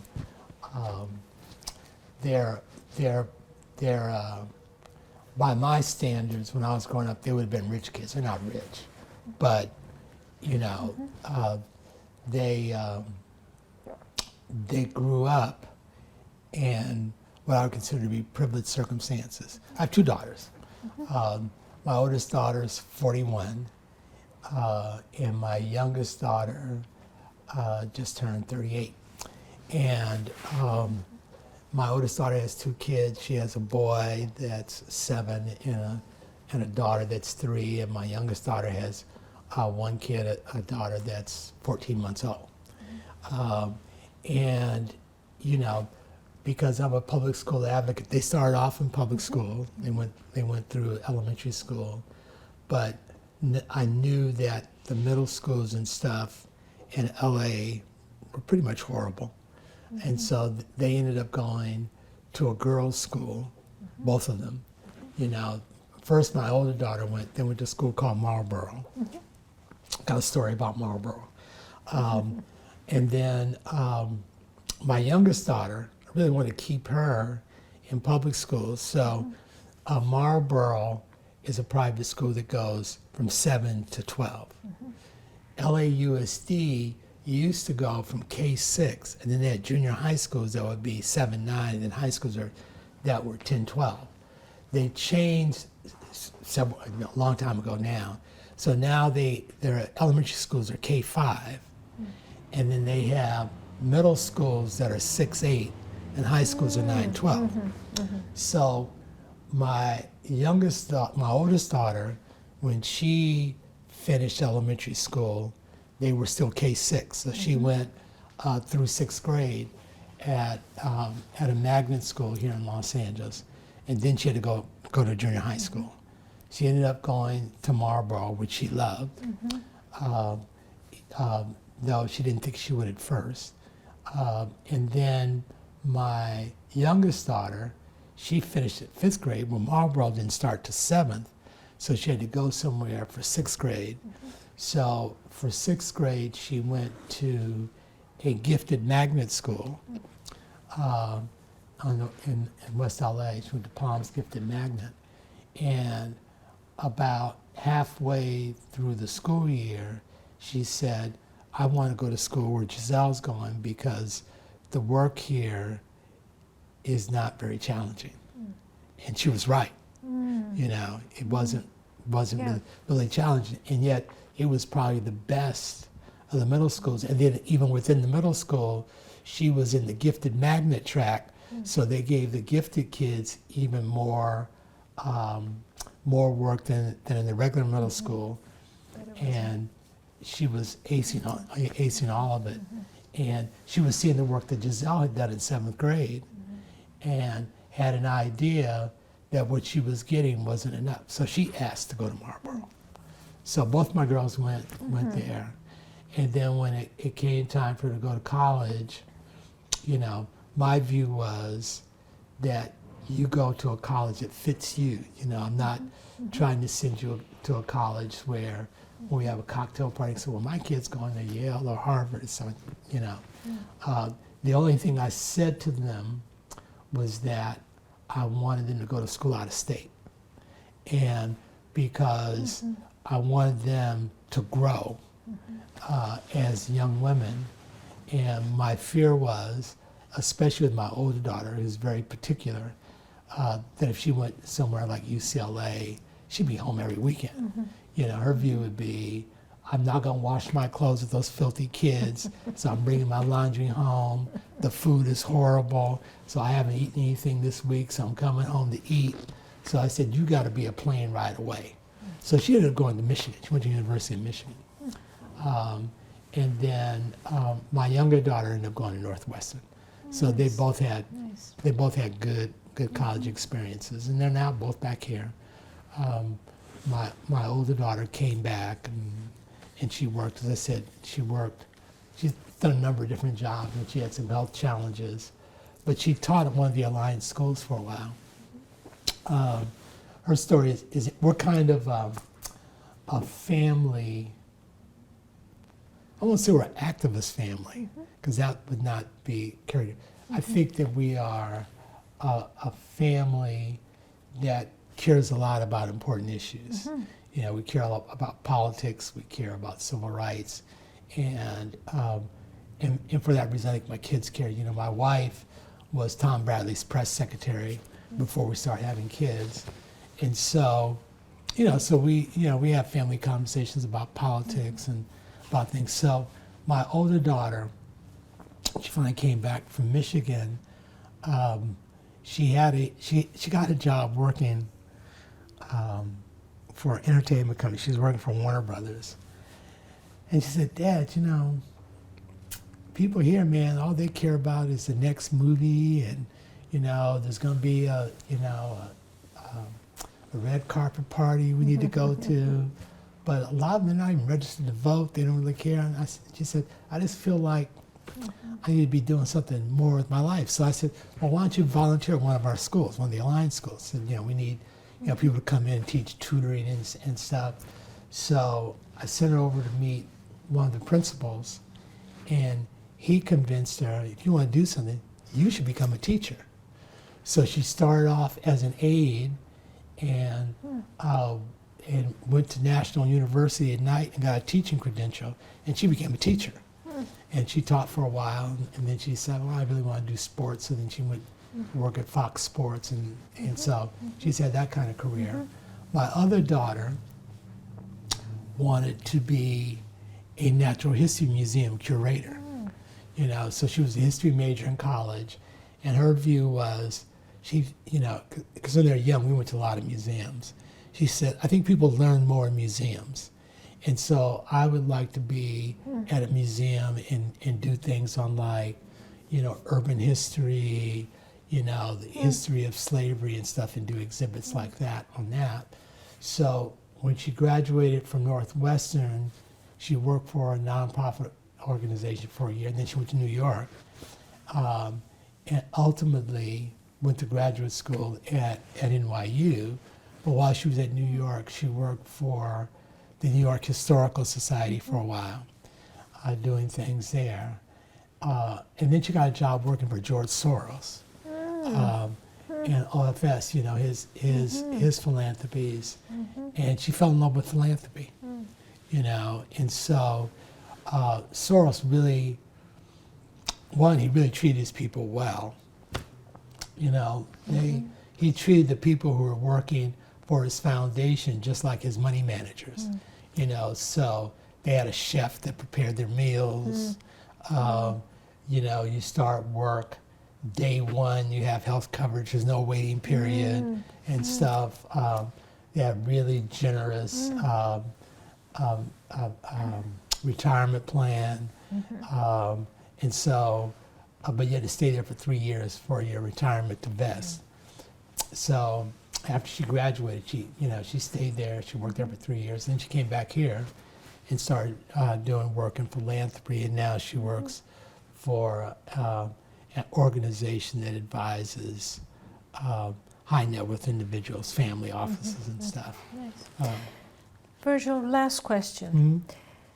What would you say about racism in America today?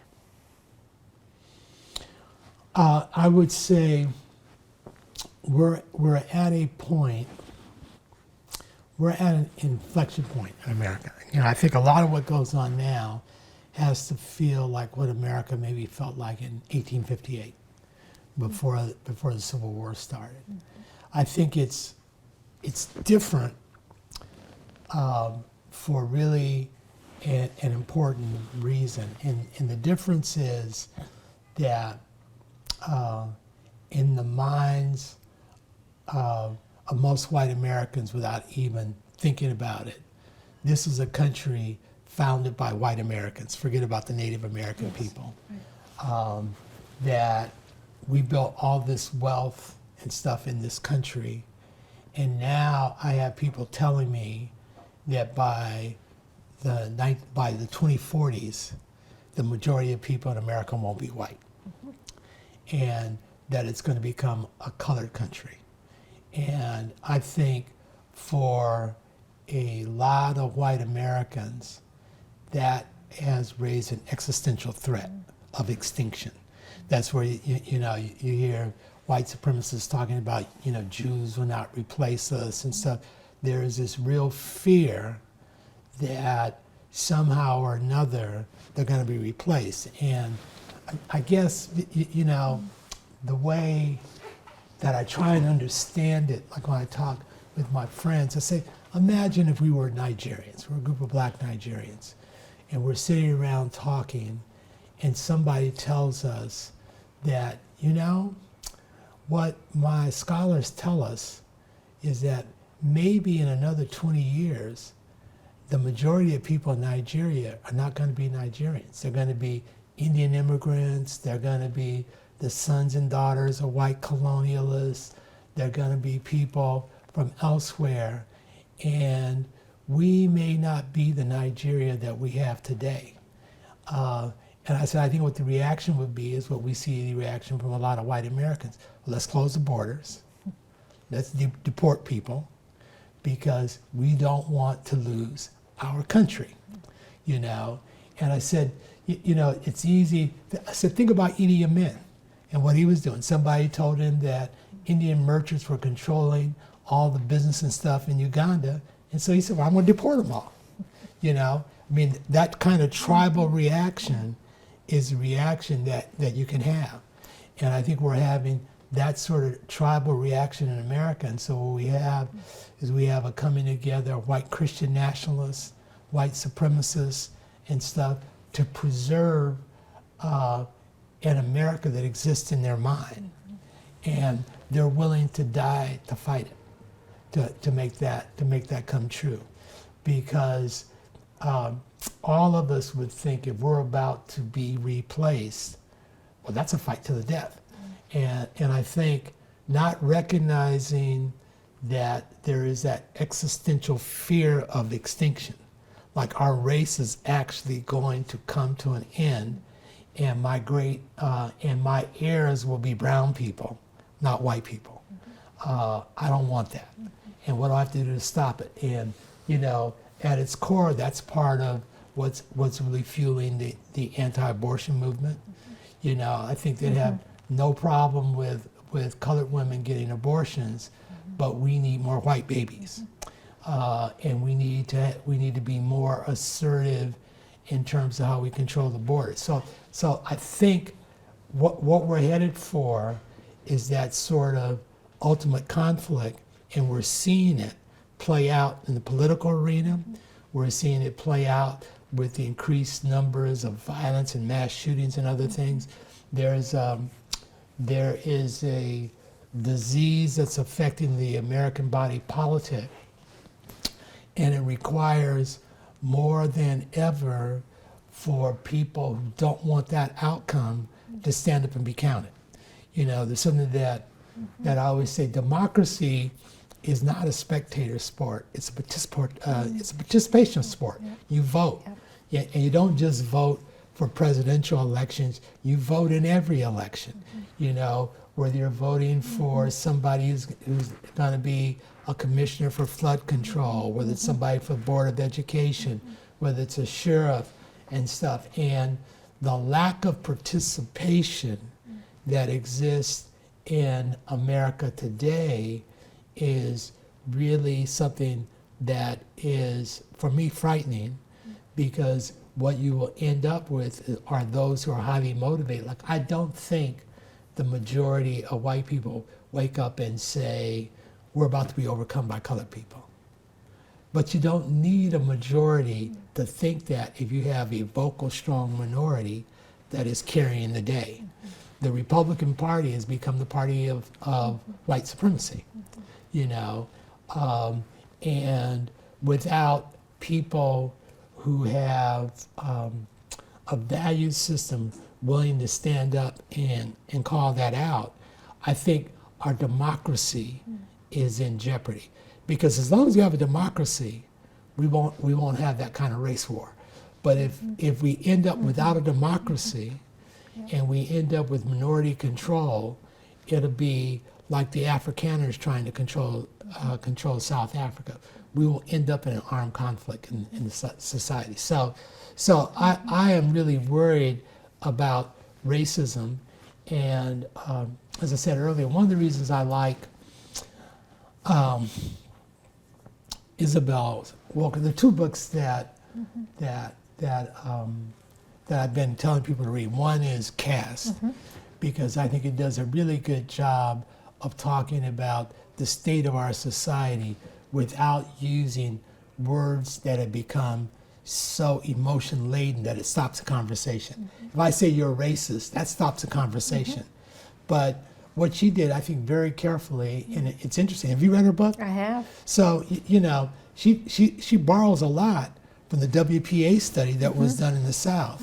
You know, the two couples, the white couple and the black couple, that really tried to understand what was going on. And I think what they learned and what they understood, it ought to be broadcast over and over again, because a lot of what goes on in our society, it has become sort of self-regulating. You know, you don't have to be racist for racist things to happen, because the behaviors have become so much ingrained in the way we think and we do things. So the other book is The Sum of Us. I've heard of that. You should read it. Read it. Okay. And what's good about that book is it talks about how much we are sacrificing as Americans by giving vent to racism. And so she's an economist. And what's her name? I can't think of it. Lost her name for a moment. So she was an economist, and she started doing things like you always say, why do people vote against their interests? And so she started going around. So her book is full of anecdotes.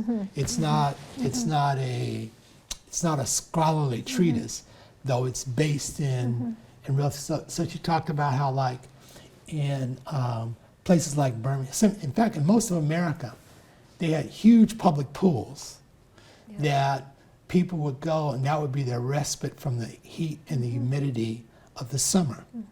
Well, when the civil rights movement came along and they had to desegregate public pools, in lots and lots of places across America, what they did is they just closed the pools down. So now black people can't enjoy the pools, but neither can white people.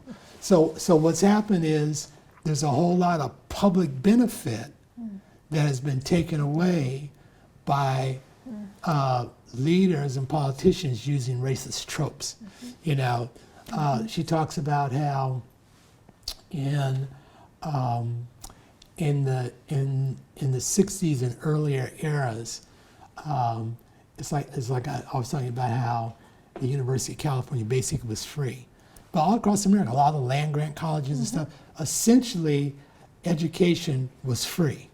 The GI Bill created a whole middle class, basically, of white men who got the benefit of the GI Bill. Well, as the Civil Rights Movement came along and began to gain currency, and there was more of a move towards equality, by 1965, what you had is people had bought into the notion of small government, lower taxes, and the result was that a lot of public benefit that used to exist went away, and it went away because of the fear that the benefit was going to be extended to black people.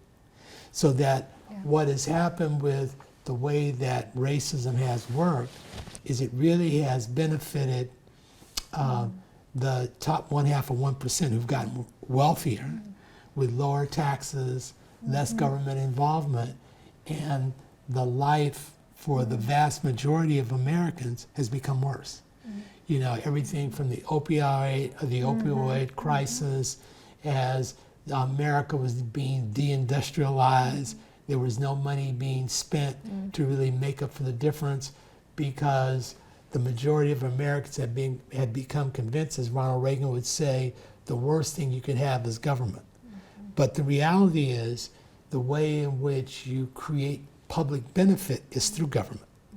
If you reduce the size of government, you reduce the amount of taxes that are being paid, you're necessarily going to reduce the ability of providing benefit for the majority of Americans.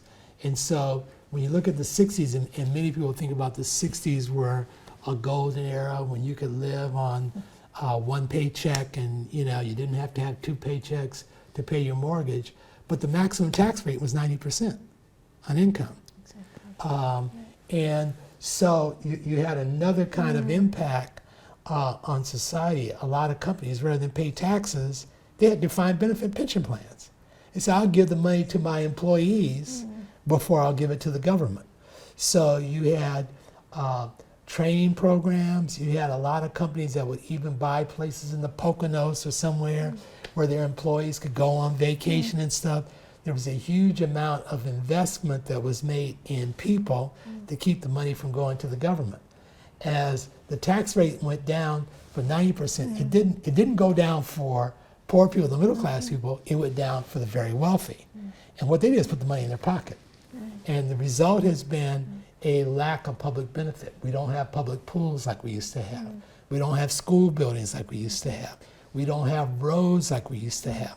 We don't have bridges that we used to have, because all of those things that are public expenditures that benefit all of us, what you had were conservative politicians who began to convince people, well, if we keep doing this, you're going to have black people or colored people benefiting from it.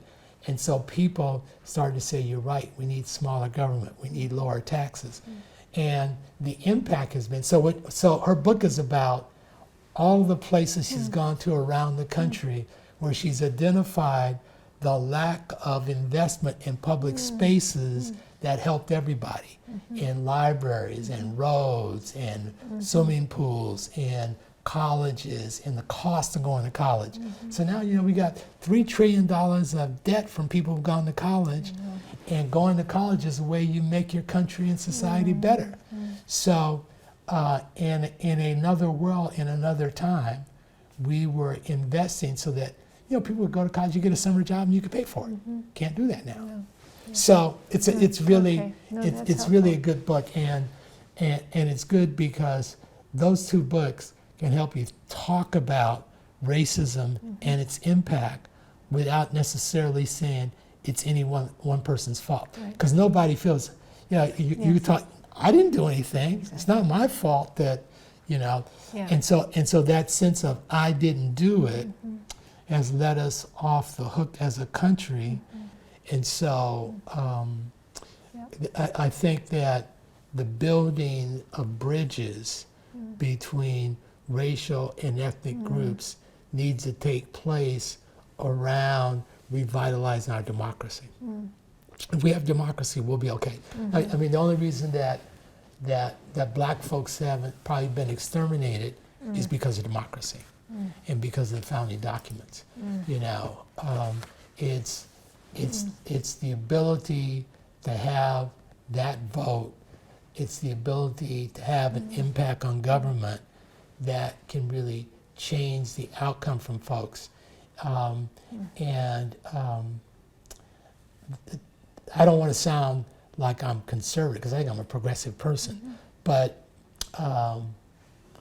what I've come to believe is if you live long enough, you become more conservative because it's easier for you to see change. You know, it's like if we had, we see a snail that's going to try and cross Wilshire Boulevard. we'll say, that snail's never going to make it, you know, and, you know, you don't stand and watch it and stuff. But if enough time passes by, the snail may actually get across the boulevard, and you say, my God, he made it. But it takes a long period of time. So, you know, so when I talk to young people, I said, look, when I started college in 1964, most black people in America couldn't vote. There was only Adam Clayton Powell in Congress. There was not a black caucus. There was one black congressman. There were basically almost no black elected officials in America. The Voting Rights Act got passed in '65. Tom Bradley got elected mayor in 1973. When he was elected mayor, he was like a Barack Obama. Queen of England wanted everyone to come. How did this black man get elected mayor of a predominantly white city in America? But the vote mattered. And so what we've seen between 1965 and now is there literally are thousands of black elected officials all across the country, in city councils and mayors and sheriffs and, you know, in all sort of positions of public power. When I started practicing law in 1972, there were no black partners in any major law firms in Los Angeles. And there were maybe a total of 5 black partners in America in major law firms. Now there are hundreds. You know, there were, you know, no CPAs. There were no black people on TV. I'm talking about Black America. Sidney Poitier was on TV, but you wouldn't see black people in films, in commercials, on TV, and all those things. So, you know, it's like I say, I've gone, in my lifetime, I've seen remarkable change. We had a black president. Remarkable change has taken place. And so that's the power of democracy if you're engaged and you're involved. Now, at the same time, I've seen those remarkable changes. It's also created the reaction formation, you know. So if you're like a white conservative person, you're saying, damn, you know, where are my heroes? You know, because you got Tiger Woods as a golfer. Well, what about Jack Nicklaus? You know, you go across the cultural landscape and you look at who are the pop icons that your kids are coming home talking about. They're going to be people of color. I mean, what's with this K-pop, you know, and all these Asians? So there's a change that I think makes a lot of white Americans very uncomfortable with what the future of the country is going to be like. And so I think we're at a crisis point. And I think the only way it gets resolved is by the majority of people who are well-meaning people and folks who have a different worldview really becoming active and really taking on the challenge of reaching across the divide. You know, and I don't see a lot of people doing that, actually. There's one guy that, Reverend Barber, it's in the Carolinas. He's doing it. You know, he's trying to organize a poor people's campaign to go to Washington, D.C., but he's going to white communities in Appalachia and throughout the South, you know, where some of them haven't seen a black person in their communities ever, and talking to them about what we need to do as a country to change their life outcomes and the life outcomes from poor people. It is almost a sin against God for us to have as many poor people in this country as we have. You know, when we have men who have the net worth of a country. And yet we have kids going to bed hungry. We have kids going unclothed, unfed, and unhoused in a country with enormous wealth. Enormous wealth. You know, and we have to really recognize that we have more in common than what separates us, and that's what the sum of us is all about.